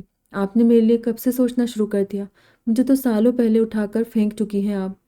بوجھ تھی نا میں آپ کے لیے، آپ کی زندگی میں انچاہی تھی، اسی لیے آپ نے مجھے پیدا ہوتے ہی نانی کے حوالے کر کے اپنی جان چھڑا لی، اور آج جب میں اپنی زندگی اپنے طریقے سے گزار رہی ہوں تو آپ سب کو حق یاد آ رہے، میری تربیت کی فکر ہو رہی ہے۔ میں نے اپنا بچپن اپنا گھر ہوتے ہوئے دوسروں کی دہلیز پہ گزار دیا، تب آپ کو خیال نہیں آیا میری تربیت کا؟ آج کوئی بھائی بن رہا ہے، کوئی ماں اور کوئی باپ بننے کی کوشش کر رہا ہے، اس وقت کہاں تھے آپ سب جب مجھے ضرورت تھی آپ لوگوں کی؟ اپنے گھر کا تحفظ چاہیے تھا جب مامی اور ان کے بچے میری انسلٹ کرتے تھے، مجھے طعنے دیتے تھے کہ میری ماما کو میری کوئی ضرورت نہیں ہے، انہیں مجھ سے بالکل محبت نہیں ہے۔ میرا سارا بچپن، میری معصومیت، میری شخصیت آپ کی بے رحمی اور خود غرضی کی بھیٹ چڑھ گئی، آپ کی وجہ سے میری زندگی برباد ہو گئی، وہ زخمی لہجے میں کہہ رہی تھی، اور نویرہ کا سینہ پھٹ رہا تھا۔ پہلی بار نہیں تھا جب وہ ان سے یہ سب کہہ رہی تھی۔ وہ اس کے الزامات اور نفرت کو برداشت نہیں کر پاتی تھی، لیکن وہ کچھ کر نہیں سکتی تھی کیونکہ کرنے کا وقت گزر چکا تھا۔ ماضی کی غلطیاں کاغذ پہ کچی پنسل سے لکھی تحریر نہیں ہوتی ہے جنہیں ربڑ سے مٹا کر کچھ اور لکھ لیا جائے۔ جو ہو چکا تھا اسے بدلنا ممکن نہیں تھا، اور عائدہ کا رویہ انہیں حال اور مستقبل کا خوف دلاتا تھا۔ اس گھر کے لوگوں سے یوں بھی اس کی کوئی جذباتی وابستگی نہیں تھی، وہ شروع سے نانی کے گھر رہی تھی، اس لیے شیراز اور سہیل نے اسے کبھی اپنی بہن کی حیثیت سے تسلیم کیا تھا نہ ہی پیار، اور جب واپس آئی تو لوگوں کے منفی رویے، ان کی باتیں اور افسوس نے اسے اپنی ہی ذات کے خول میں قید کر دیا تھا۔ کم عمری میں ہی ان سب کے لیے ذلت کا باعث بن گئی تھی، اور یہی وجہ تھی کہ وہ اگر اس کے پاس آنے سے کتراتے تھے تو خود انہیں اپنے تک رسائی کا موقع نہیں دیتی تھی۔ یہ گھر عائدہ کا بھی تھا، بالکل اسی طرح جیسے یہ گھر شیراز اور سہیل کا تھا، لیکن وہ دونوں یہاں حق سے رہتے تھے، لیکن عائدہ یہاں مجبوری سے رہتی تھی۔ شیراز اور سہیل کے دل میں اس کے لیے بس اتنی ہی جگہ تھی کہ وہ دونوں اسے اس گھر میں برداشت کر رہے تھے، اور خود اس کا دل بھی ان کے لیے ہر جذبے سے عاری تھا۔ خود یہاں نہ واپس آنا چاہتی تھی نہ ہی رہنا چاہتی تھی، لیکن وہ بے بس تھی۔ حالانکہ نانی کے گھر میں بھی اس کا کوئی اہم مقام نہ تھا، اور اپنا پورا بچپن اس نے ثمینہ ممانی کی جھڑکیاں اور ان کے دونوں بچوں کے مقابلے بازی میں گزارا تھا۔ وقت کے ساتھ ان کے طعنے تشنے بڑھتے ہی چلے گئے تھے، لیکن وہاں نانی تھی، اور اکیلے میں بھلے وہ لوگ اسے کچھ بھی کہیں، لیکن نانی کے سامنے ان کی مجال نہیں تھی کہ عائدہ کو ایک لفظ بھی کہہ پاتے۔ نویرہ تو اسے ماں کے حوالے کر کے بھول ہی گئی تھی۔ مہینے کا خرچ بھجوا کر وہ اپنی ذمہ داری پوری کر دیتی تھی، یا پھر ہر سال گرمی کی چھٹیوں میں نانی اسے 15 دن کے لیے لے آتی، مگر یہاں اس کا دل نہیں لگتا تھا، اسے واپس جانے کی جلدی ہوتی اور کوئی روکتا بھی نہیں تھا۔ عائدہ 10 سال کی تھی جب وہ اپنی نانی کے گھر سے واپس اپنے والدین کے پاس آئی تھی، اور اس وقت نویرہ کو اپنی غلطی کا احساس ہوا کہ اس نے اپنی حماقت اور خود غرضی میں اپنی اولاد کے ساتھ کتنا بڑا ظلم کیا ہے، اور جس کا خمیازہ ایک دو دن یا چند مہینے نہیں بلکہ ساری عمر بھگتنا تھا۔ عائدہ تو پہلے ہی ان لوگوں کے دلوں سے کوسوں دور تھی، رہی سہی کسر اس وقت پوری ہو گئی۔ سب کے رویوں نے اسے اچھوت بنا دیا تھا، اور یہی وجہ تھی کہ اس نے خود کو اپنی ہی ذات کے کھول میں بند کر لیا تھا۔ پہلے وہ خوف اور شرمندگی کی زیر اثر تھی، لیکن وقت گزرنے کے ساتھ ساتھ اس کی شرمندگی ڈٹائی خود سریم بدلنے لگی۔ پچھلے چند سالوں سے گھر کے ہر فرد سے اس کے تعلقات خراب تھے، نہ اس سے بات کرنا پسند کرتے تھے اور وہ خود بھی ان سے کہا بات کرنا چاہتی تھی۔ دونوں بھائیوں کے سرد رویوں نے اسے شروع میں ہی باور کروا دیا کہ ان کے دلوں میں اکلوتی بہن کے لیے کوئی جگہ نہیں ہے۔ پہلے روتی تھی، دل دکھتا تھا ان کے بے پرواہیوں سے، لیکن اب تو جیسے وہ پتھر کی ہو گئی تھی۔ زندگی بہت آگے بڑھ چکی تھی، مگر ماضی کی صفاقی اپنے بدنما نشان اس کی شخصیت پہ ثبت کر گئی۔ لاکھ چاہ کر بھی وہ وقت کسی طور بھول نہیں سکتی تھی، اور نویرہ کے شکووں کے بعد وہ لمحے جیسے ایک بار پھر زندہ ہو جاتے تھے۔ نویرہ کے کمرے سے جانے کے بعد اس نے بے حسی اور بدتمیزی کا چولہا اتار پھینکا تھا، اور اب کسی چھوٹے بچے کی طرح پھوٹ پھوٹ کر رو رہی تھی۔ آنسو تھے کہ تھمنے کا نام نہیں لے رہے تھے۔ دماغ کے پردے پہ ایک بار پھر وہ سارے منظر ابھرنے لگے تھے۔ آنٹی مجھے جوس دے دے، وہ سمینہ کا دوپٹہ پکڑے توتلی آواز بولی۔ وہ لاؤنج میں بیٹھی کارٹون دیکھ رہی تھی جب اس نے کچن سے فریحہ اور نعمان کو جوس کے گلاس تھامے نکلتے دیکھا۔ اس وقت وہ صرف 6 سال کی تھی۔ اپنے دونوں کزنز کو دیکھ کر اس کا معصوم سا دل للچایا اور وہ بھی کچن میں چلی آئی۔ اس کی آواز سن کر 10 سالہ نعمان اور 9 سالہ فریحہ بھی آ گئے تھے۔ کوئی جوس نہیں ہے، چلو بھاگو یہاں سے۔ سمینہ نے اپنا دوپٹہ کھینچا۔ رابعہ بیگم سو رہی تھی اور ان کی غیر موجودگی میں وہ اپنی پرخاش اچھی طرح نکالتی تھی۔ ماما اسے ہر وہ چیز چاہیے ہوتی ہے جو ہمارے پاس ہوتی ہے، یہ بہت لالچی ہے، فریحہ چڑھ کر بولی تھی۔ سمینہ اپنے خاوند یا ساس سسر کے سامنے تو کھل کر نہیں بول سکتی تھی، مگر ہاں، اس نے عائدہ کے لیے اپنے بچوں کے دل میں قدورت پیدا کر دی تھی۔ شروع میں وہ دونوں اپنی دادی کی گود میں اسے دیکھ کر شوق سے پیار کرنے آتے تھے، مگر پھر سمینہ نے ان دونوں کے دماغ میں زہر بھرنا شروع کر دیا، اور اب تو ان کو اس بچی سے خدا واسطے کا بیر تھا۔ سب تمہاری دادی کی سر چڑھائی ہے، دعا دو ان کو جنہوں نے تمہارا حق اس کو دے رکھا ہے، جل کر بولی۔ حالانکہ رابعہ بیگم کے منع کرنے کے باوجود ہر ماہ نویرہ ٹھیک ٹھاک رقم عائدہ کے لیے بھیجتی تھی، اور سمینہ اس بات سے باخبر تھی، مگر پرائی چنگیر میں رکھی روٹی اپنی کہاں ہوتی ہے۔ بچے باتوں کے مطلب بھلے نہ سمجھے، رویے سمجھتے ہیں۔ ان لوگوں کی باتوں سے وہ اتنا تو جان ہی چکی تھی کہ وہ اسے ناپسند کرتے ہیں۔ وہ نانا ماموں کی طرح اس کا خیال نہیں رکھتے۔ چپکے چپکے آنسو بہاتی ہوئے ایک بار لاؤنج میں چلی آئی تھی۔ اسی وقت لاؤنج کا دروازہ کھلا اور سجیلا اندر آئی۔ عائدہ کیوں رو رہی ہو؟ اسے روتا دیکھ کر گھبرا گئی تھی۔ وہ عائدہ سے بہت اٹیچ تھی۔ اس کا دن نہیں گزرتا تھا جب تک اسے ایک نظر دیکھ نہ لے، اس کے ساتھ کچھ وقت نہ گزار لے۔ جوس چاہیے؟ اس نے سسکیاں لیتے کہا۔ اسے جی بھر کر اس پر پیار آیا۔ جوس چاہیے میری گڑیا کو؟ چلو میں جوس دیتی ہوں، اس نے اسے بہلاتے کہا۔ بھابھی میں اسے اپنے ساتھ لے جا رہی ہوں، سمینہ کو بتا کر وہ اسے اپنے گھر لے آئی تھی۔ جوس، کینڈیز اور اس کی من پسند آئس کریم اسے کھلا کر اب وہ اس کے ساتھ بیٹھی باتیں کر رہی تھی۔ باتیں تو بس عائدہ کرتی تھی، وہ تو ہنستی تھی اور ہنستی جاتی تھی۔ ڈھیروں سوال ہوتے تھے اس کے، جن کے جواب دیتے دیتے وہ تھکتی نہیں تھی۔ یہ آج اس وقت آئی ہوئی ہے؟ شارق نے لاؤنج میں کھیلتی عائدہ کو دیکھ کر سوال کیا۔ وہ آج دفتر سے جلدی گھر آ گیا تھا۔ ہاں، میرا دل کر رہا تھا، اس لیے آج میں اسے جلدی گھر لے آئی۔ رومی بھی تو نہیں ہے نا؟ منہ بسورے سجیلا نے بتایا۔ آپ آج خیریت سے جلدی گھر آ گئے ہیں؟ اچانک اس کا دھیان اس بات پر گیا۔ ہاں، آج طبیعت ٹھیک نہیں تھی، سر میں درد ہو رہا تھا، اس لیے سوچا گھر جا کر ریسٹ کر لوں۔ صوفے پہ بیٹھ کر جوتوں کے تسمے کھول رہا تھا۔ امی کہاں ہیں؟ شارق نے یہاں وہاں نظر دوڑائی۔ امی آپا کی طرف گئی ہے۔ آپ ہنا بھابھی کو ساتھ نہیں لائے؟ وہ اچانک یاد آنے پہ بولی۔ میں نے کال کی تھی اس کو، کہہ رہی تھی 2-3 دن تک آئے گی۔ ابھی اس کی امی کی طبیعت ٹھیک نہیں ہے۔ شارق دھیمے لہجے میں کہتا اپنے کمرے میں چلا گیا۔ شارق بھائی میں آ جاؤں؟ بستر پہ کروٹیں بدل رہا تھا جب عائدہ نے کمرے میں جھانکا۔ کچھ دیر سجیلا کا سر کھانے کے بعد وہ اب ہنا کے کمرے کی طرف چلی آئی تھی۔ سجیلا کی سہیلی آ گئی تھی اور عائدہ اب جی بھر کر بور ہو رہی تھی، کیونکہ وہ اپنی باتوں میں لگی تھی۔ ایک تو رومی بھی نہیں تھا، اس کے ساتھ تو وقت کا پتہ ہی نہیں چلتا تھا۔ دونوں گھر میں بھاگتے دوڑتے پھرتے تھے، پورا گھر سر پہ اٹھایا ہوتا تھا، لیکن وہ ہنا کے ساتھ اپنی نانی کے گھر چلا گیا تھا اور عائدہ اکیلی ہو گئی تھی۔ رومی کی کمی کو شدت سے محسوس کرتے ہوئے شارق سے پوچھنے چلی آئی تھی کہ وہ کب واپس آئے گا۔ وہاں کیوں کھڑی ہو؟ اندر آ جاؤ۔ شارق کی بلائے پہ خوش ہو گئی اور جلدی سے اندر چلی آئی۔ آؤ بیٹھو۔ بیڈ پہ لیٹے ہوئے شارق نے اسے پاس بیٹھنے کا اشارہ کیا۔ وہ بخوشی اس کے قریب بیٹھ گئی۔ یہ گھر، یہ کمرہ، یہ بستر اس کے لیے نیا تھا نہ اجنبی۔ رومی کے ساتھ کھیلتے ہوئے کتنی بار یہاں اچھلتے کودتے تھے۔ اکثر ہنا انہیں اس کمرے میں کارٹون لگا دیتی اور وہ دونوں بیڈ پہ ٹوکری جما کر بیٹھ جاتے تھے۔ رومی کب تک آ جائے گا؟ چہرے پہ اداسی لیے اس نے اپنا سوال کیا۔ کل یا پرسوں۔ کیوں تم اسے مس کر رہی ہو؟ شارق کا موڈ اچانک ٹھیک ہو گیا تھا۔ ابھی کچھ دیر پہلے کی بیزاری اکتاہٹ یکسر غائب ہو چکی تھی۔ تکیے کو تھوڑا اونچا کر کے سر اس پر ٹکاتا شارق عائدہ کو بہت غور سے دیکھ رہا تھا۔ اس کے سلیولیس فراک سے جھانکتے گورے بازوؤں پہ ہاتھ پھیرتے اس نے عائدہ سے پوچھا، ہاں بہت زیادہ۔ کتنے دن سے ہم ساتھ کھیلے نہیں؟ وہ معصومیت سے بولی۔ اسکول جا رہی ہو آج کل؟ اسکول میں تمہارا کوئی دوست نہیں؟ اس نے ایک اور سوال کیا۔ عائدہ کا دھیان پوری طرح باتوں میں لگا چکا تھا۔ جا رہی ہوں اور وہاں میرے 2 دوست ہیں۔ عائدہ نے زور زور سے سر ہلاتے ہوئے بتانا شروع کیا۔ اچھا کیا نام ہے تمہارے دوستوں کے؟ شارق کا ہاتھ حرکت کرتا اب اس کے گالوں پہ چلا گیا۔ اسے اپنے دوستوں کی تفصیلات بتانے لگی تھی۔ 6 سال کی عمر میں اسے اپنے جسم کو چھوتے کسی مرد کے ہاتھوں کا مقصد ہرگز سمجھ نہیں آ رہا تھا۔ وہ اس سے سالوں سے مانوس تھی اور نہیں جانتی تھی وہ اپنے بچپن میں ایک شہوت زدہ مرد کی تسکین کر رہی ہے۔ وہ عمر کے ایسے حصے میں تھی جہاں بھوک صرف پیٹ کی ہوتی ہے۔ اسے نہیں معلوم تھا وہ شارق کی شہوانی بھوک مٹا رہی تھی۔ وہ تو بس خوش تھی، بہت خوش، کیونکہ اسے شارق سے باتیں کرنے کا موقع ملا تھا۔ اس دوران وہ اسے کہاں کہاں چھو رہا تھا اور کیوں چھو رہا تھا، یہ بات اس کی سمجھ سے بالاتر تھی۔ کچھ دیر اس کے پاس بیٹھ کر وہ گھر واپس آ گئی اور پھر یہ اکثر ہونے لگا۔ بہانے بہانے سے شارق اسے اکیلے میں کہیں بھی ہاتھ لگا دیتا اور وہ اس کو ویسی محبت سے تعبیر کرتی جیسی وہ رومی سے کرتا ہے یا پھر جیسے خاور ماموں فریہ سے کرتے ہیں۔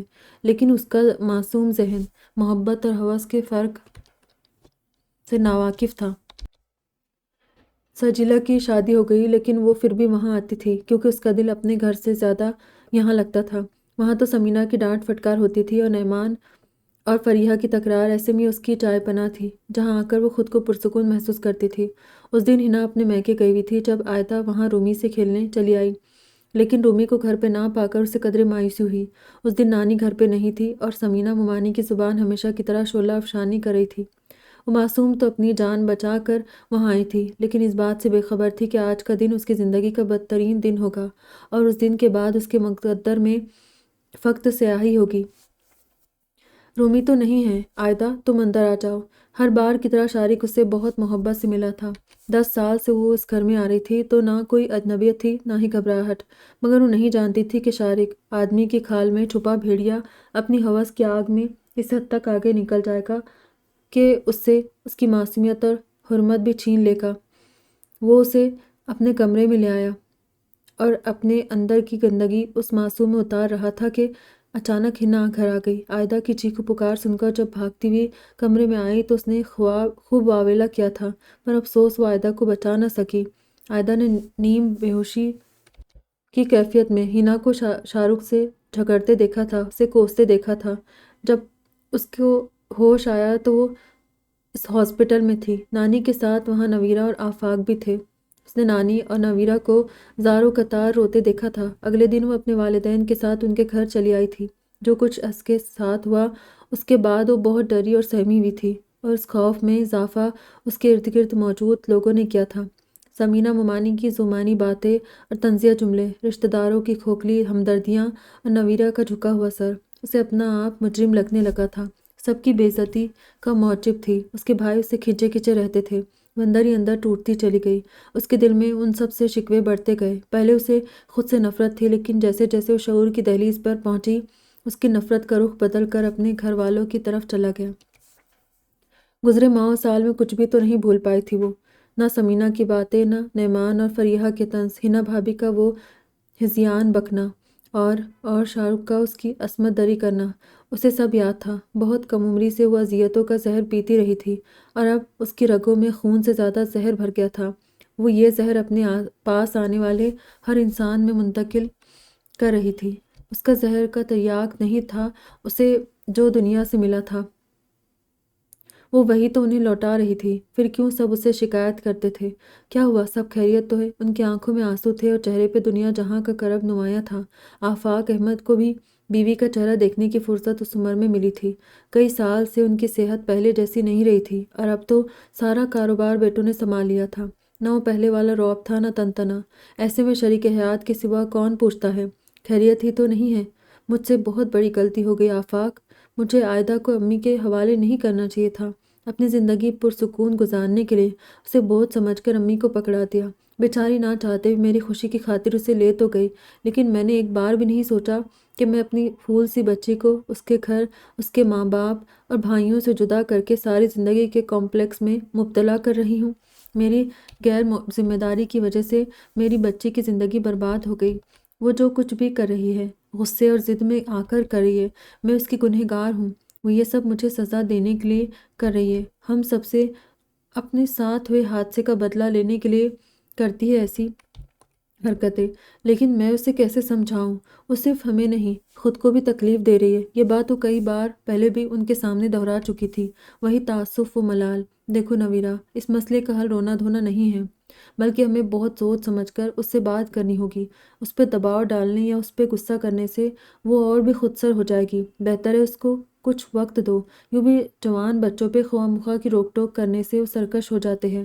میرا مشورہ یہ ہے کہ پلیز تم اس کے ساتھ تحمل اور ضبط کا مظاہرہ کرو، اور میں باقی سب کو بھی سمجھاؤں گا کہ عائدہ سے پیار سے بات کرے اور جہاں تک ہو سکے اسے اپنائیت کا احساس دلائے تاکہ اسے ہماری محبت پہ اعتبار آئے۔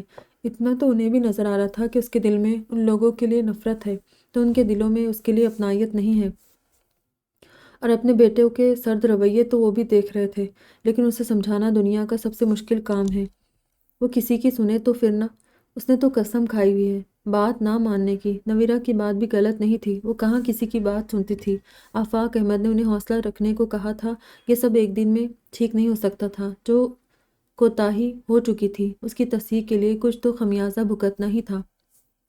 عائدہ، تم ہماری اکلوتی بیٹی ہو، اور ماں باپ کبھی بھی اپنی اولاد کا برا نہیں چاہتے ہیں۔ تم ہمارے پاس نہیں تھی مگر ہم تم سے غافل نہیں تھے میری بچی۔ اپنے دل سے کدورت کو نکالو، ہم تمہارے اپنے ہیں اور تم سے بہت محبت کرتے ہیں۔ اپنا لرزتا ہوا ہاتھ اس کے سر پہ رکھے اور دھیمے مگر پر اثر لہجے میں اس سے بات کر رہے تھے۔ سب مجھ سے کتنی محبت کرتے، مجھ سے پوشیدہ نہیں ہے، اور اس کا اظہار میں اکثر آپ کے بیٹوں کی زبان سے سنتی رہتی ہوں۔ وہ استہزائیاں ہنسی تھی، لڑ جھگڑ کے ہم سے نفرت کا اظہار کر کے تم ہمارے ساتھ اپنا دل بھی دکھاتی ہو۔ میں تم سے وعدہ کرتا ہوں، آج کے بعد اس گھر میں کوئی تم سے اونچی آواز بات نہیں کرے گا، لیکن تمہیں بھی تھوڑا سا تعاون کرنا ہوگا، خود کو دھیما کرنا ہوگا، اور پھر جلد سب کچھ ٹھیک ہو جائے گا۔ اس کا ہاتھ تھامے وہ پر یقین انداز بولے۔ انہوں نے نویرا سے وعدہ کیا تھا کہ وہ عائدہ کو سمجھائیں گے اور اسے آہستہ آہستہ اپنے خلوص اور محبت کا یقین دلائیں گے، اس کے اعتبار کو بحال کریں گے۔ کل میری فرینڈ کی سالگرہ ہے، اس نے مجھے انوائٹ کیا ہے، میں چلی جاؤں؟ حیدر کئی دن سے اس کے پیچھے پڑا تھا کہ اسے اس کے گھر ایک پارٹی میں آنا ہے، اور وہ اپنے دوستوں کے ساتھ مل کر اپنی سالگرہ منا رہا تھا۔ اس نے عائدہ کو بھی انوائٹ کیا تھا۔ اتنے دن سے اسے یقین دلا رہی تھی کہ وہ کوشش کرے گی آنے کی، مگر آج گھر میں جو ماحول بنا ہوا تھا اسے یقین تھا اسے کوئی جانے کی اجازت نہیں دے گا۔ اب جو پاپا کو اس قدر محبت اور چاہت سے باتیں کرتے سنا تو سوچا کیوں نہ موقع سے فائدہ اٹھایا جائے۔ ہاں ہاں ضرور جاؤ، بلکہ میں سہیل سے کہوں گا تمہیں خود پک اینڈ ڈراپ کرے گا۔ انہوں نے اس کی فرمائش پہ خوش دلی سے اسے جانے کی اجازت دے دی تھی، لیکن سہیل کا پک اینڈ ڈراپ ہرگز نہیں۔ وہ تو حیدر سے ملنے جا رہی تھی، اب اسے کون سے سہیلی کے گھر لے کر جائے؟ سب الٹا ہونے والا تھا۔ پاپا، وہاں سب کالج کی پرانی سہیلیاں اکٹھی ہوگی، پتہ نہیں کتنی دیر لگ جائے، اور سہیل بھائی کو میری خاطر 2 چکر لگانے پڑیں گے۔ وہ بس مجھے صالحہ کی طرف ڈراپ کر دے، واپسی میں وہ خود مجھے چھوڑ جائے گی۔ بیٹھے بیٹھے کیا خوب بہانہ سوچا تھا، صالحہ کے گھر اتر جائے گی، مگر اندر جانے کی بجائے اسے حیدر باہر سے ہی پک کر لے گا، واپسی پہ وہی اسے گھر بھی ڈراپ کر دے گا۔ واہ عائدہ، کیا شاندار آئیڈیا ہے! اس نے خود کو داد دی، ساتھ ہی چہرے پہ ایک شگفتہ سی مسکراہٹ آئی۔ آفاق احمد کو تو اس کا مسکراتا چہرہ بھی پہلی بار دیکھنا نصیب ہوا تھا، ورنہ اتنے عرصے تو وہ اس کو بکتا جھکتا دیکھ رہے تھے۔ ماتھے پہ تیوریا اور پھولا منہ، فوراً مان گئے۔ کیا تمہیں پورا یقین ہے عزیر یہ وہی جگہ ہے؟ ایس پی شہیر نے اپنے ساتھ بیٹھے کولیگ کی طرف دیکھا تھا۔ اس شاندار بنگلے کے باہر وہ دونوں اس وقت سادہ لباس میں تھے، لیکن ان کے پاس مکمل بیک اپ موجود تھا جو ان کے ایک اشارے پہ بروقت پہنچ سکتا تھا۔ ہمارے انفارمر کے مطابق یہی وہ جگہ ہے۔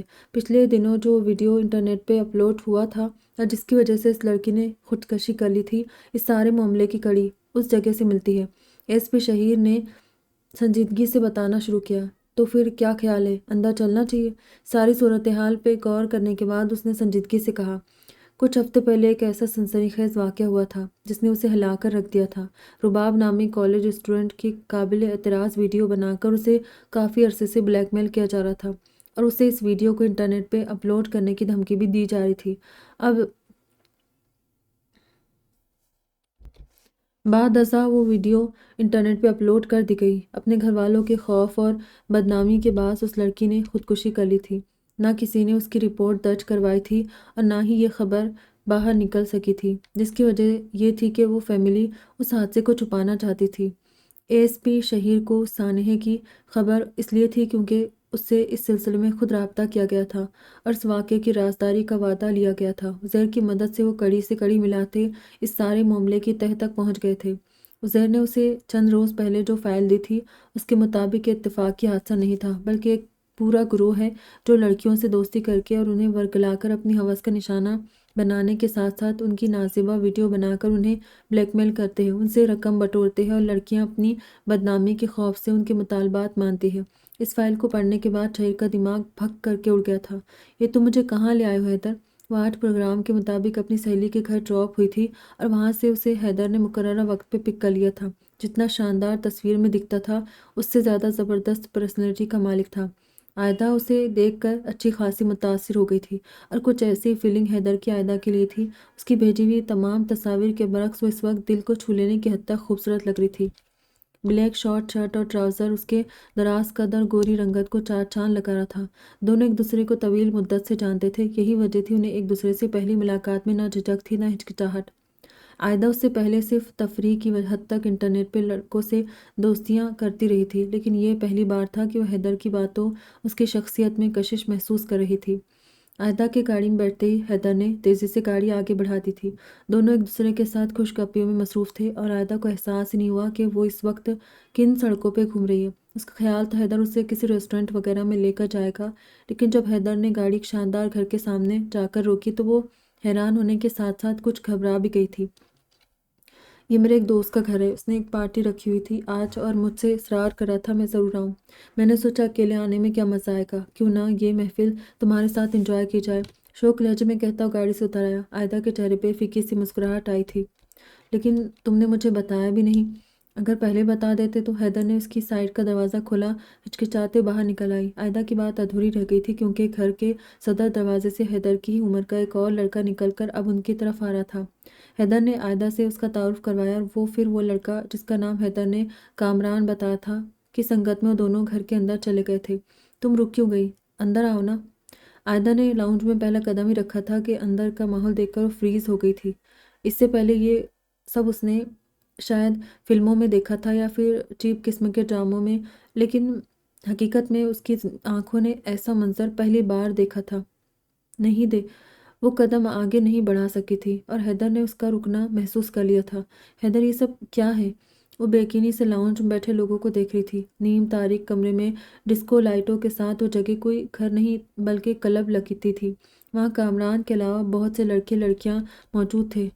ایک طرف بار بنا تھا جہاں ویٹر سب کو شراب سرو کر رہا تھا۔ لڑکیوں کے جسم پہ جو کچھ تھا اسے کپڑے نہیں کہا جا سکتا تھا کیونکہ اس لباس کا مقصد جسم کو چھپانا ہرگز نہیں تھا۔ عائدہ جو خود بہت بولڈ اور پر اعتماد تھی، یہ منظر دیکھ کر اس کی ہتھیلیوں میں پسینہ آ گیا تھا۔ تیز میوزک پہ کچھ لوگ ناچ رہے تھے۔ اس کے چہرے پہ حیرت اور پریشانی واضح تھی۔ تم اتنا گھبرا کیوں رہی ہو؟ عائدہ یہ سب فرینڈز ہیں، آؤ میں تمہیں سب سے ملواتا ہوں۔ اس کی ناگواری کو خاطر میں نہ لا کر حیدر نے اس کا ہاتھ تھاما اور اسے زبردستی اپنے ساتھ لے آیا۔ وہ اچھی خاصی پریشان ہو رہی تھی اور آج اپنے حیدر سے ملنے کے فیصلے پہ بری طرح پچھتا رہی تھی۔ مختلف لڑکے لڑکیوں سے اس کا تعارف کرواتا وہ اسے لے کر ایک صوفے پہ بیٹھ گیا۔ اس کے ساتھ ہی ایک اور لڑکا لڑکی باہوں میں باہیں ڈالے بیٹھے تھے۔ وہ دونوں ارد گرد سے لاپرواہ تھے۔ انہیں اپنے سامنے بے باکی کا مظاہرہ کرتے دیکھ کر اس نے شرم سے نظریں جھکا لی۔ شاید تم یہاں کمفرٹیبل فیل نہیں کر رہی ہو، چلو ہم اوپر چلتے ہیں۔ حیدر اس کے چہرے سے اس کی اندرونی کیفیت کا اندازہ لگاتے ہوئے ایک دم بولا۔ حیدر پلیز میں یہاں مزید نہیں رک سکتی، تم بس مجھے گھر ڈراپ کر دو۔ التجائیہ بولی تھی۔ اتنی بھی کیا جلدی ہے سویٹ ہارٹ، ابھی تو ہم نے ٹھیک سے بات بھی نہیں کی ہے، یہاں ویسے بھی بہت شور ہے، چلو ہم آرام سے اوپر والے روم میں بیٹھ کر باتیں کرتے ہیں، پھر میں تمہیں گھر ڈراپ کر دوں گا۔ اس کا ہاتھ تھامے اس کا احتجاج سنے بغیر اسے اپنے ساتھ اوپر لے آیا۔ اپنے یونیفارم کی بجائے وہ اس وقت سادہ کپڑوں میں ملبوس تھا۔ اپنے تمام ذرائع کو بروئے کار لا کر آپ بالآخر کڑی سے کڑی ملاتے ہوئے اس گروہ کے ہیڈ کوارٹر تک پہنچ گئے تھے۔ اسے یہ جان کر شدید حیرت ہوئی، ان غیر اخلاقی اور مجرمانہ سرگرمیوں کے لیے ان لوگوں نے کسی گمنام اور ڈیکوریٹ جگہ کو نہیں بلکہ اس شہر کے پوش علاقے کو اپنا اڈہ بنایا ہوا تھا۔ یوں تو اس کے پاس اس جگہ کا سرچ وارنٹ موجود تھا اور وہ وہاں باقاعدہ پولیس کی نفری کے ساتھ چھاپہ مار سکتا تھا، لیکن وہ نہیں چاہتا تھا کہ ایک معمولی سا جھول بھی اس معاملے کی نوعیت بدل دے۔ جی فرمائیے۔ دوسری بار گھنٹی بجانے پر ایک 24-25 سالہ لڑکے نے دروازہ کھولا تھا، جو ایک اجنبی کو دیکھ کر خاصا حیران ہوا۔ مجھے سلیم نے بھیجا ہے۔ عزیر نے ایک کارڈ اس کی جانب بڑھایا۔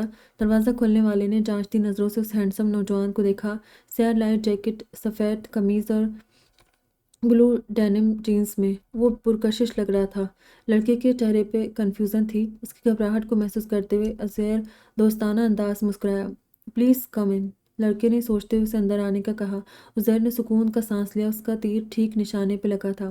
کامران کی سنگت میں انسپکٹر عزیر نے گھر کے مرکزی ہال میں قدم رکھا، جہاں اس وقت رنگ و نور کی محفل سجی تھی۔ مستی میں ڈوبے نیم برہنہ وجود اور ہوش و خرد سے بیگانہ نوعمر لڑکے لڑکیاں بے باکی سے ادھم مچا رہے تھے۔ اندر پارٹی پورے عروج پہ تھی۔ عزیر کے ماتھے پہ ایک لمحے کو ناگواری کا تاثر آیا اور اگلے ہی لمحے اس نے خود کو کمپوز کرتے ہوئے اپنے چہرے پہ مسکراہٹ سجا لی، یوں جیسے یہ سب دیکھ کر وہ بہت انجوائے کر رہا ہو۔ کیا چاہتے ہو؟ کامران نے اندر آ کر اسے ایک بار اسٹول پہ بیٹھنے کو کہا اور پھر خود بھی اس کے پاس ہی بیٹھ گیا۔ وہی جو دوسرے چاہتے ہیں، گڈ ٹائم۔ عزیر نے مسکراتے اپنی بائیں آنکھ ماری۔ اس کی بات سن کر کامران نے کہکا لگایا، مال لائے ہو؟ عزیر جو بہت محتاط انداز میں ارد گرد کے ماحول کا جائزہ لے رہا تھا، کامران کی بات سن کر مسکرایا اور پھر اپنی جیکٹ کی جیب کو تھپ تھپایا۔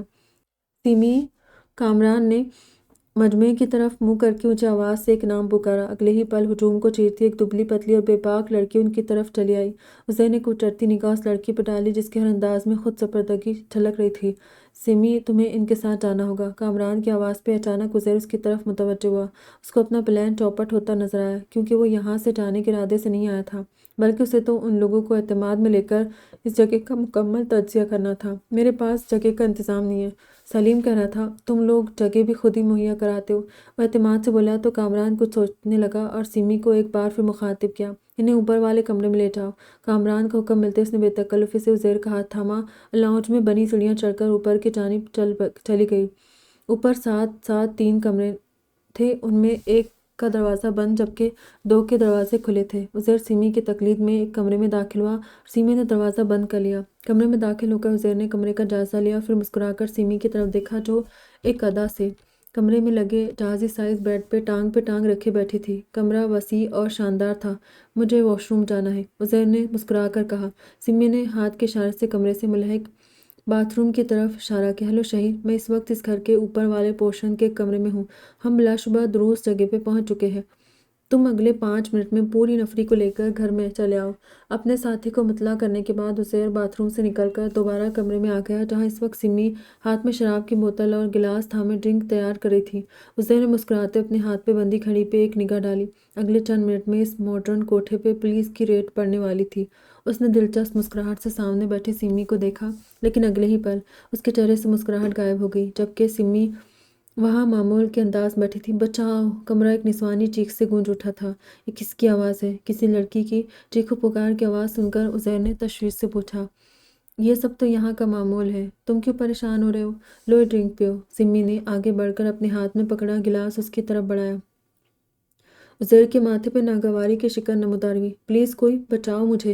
اور اسی پل ایک بار پھر اسی لڑکی کی چیخیں اس کے سماعتوں سے ٹکرائی۔ یہ سب اگنور نہیں کیا جا سکتا تھا۔ عزیر نے اپنے قریب کھڑی سیمی کو اس بار غصے سے دیکھا اور تقریباً پھنکارا، سچ سچ بتاؤ، یہ آوازیں کہاں سے آ رہی، ورنہ گولی مار دوں گا۔ سیمی اس کے ہاتھ میں ریوالور دیکھ کر ہکا بکا رہ گئی۔ ڈرتے ڈرتے سیمی نے اسے ساری بات بتا دی۔ عزیر بغیر کوئی لمحہ ضائع کیے برابر والے اس کمرے تک پہنچا تھا، جہاں سے اس لڑکی کی مدد کے لیے آوازیں بلند ہو رہی تھیں۔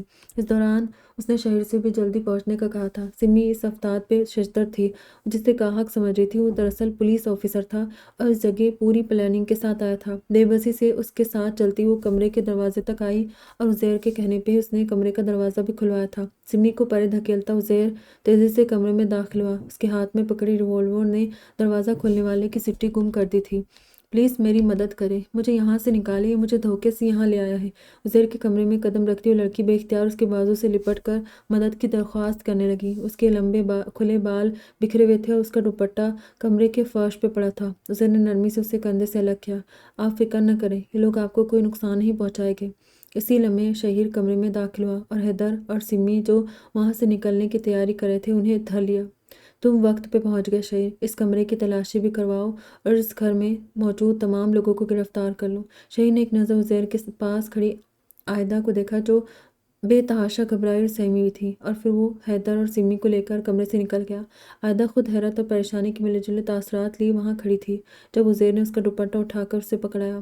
اگلے چند منٹوں میں پولیس کے چند اہلکاروں نے کمرے کی جامع تلاشی کی اور دیوار میں استادہ ایک عدد کیمرہ برآمد کیا جسے دیکھ کر عائدہ کے پیروں کے نیچے سے زمین نکل گئی۔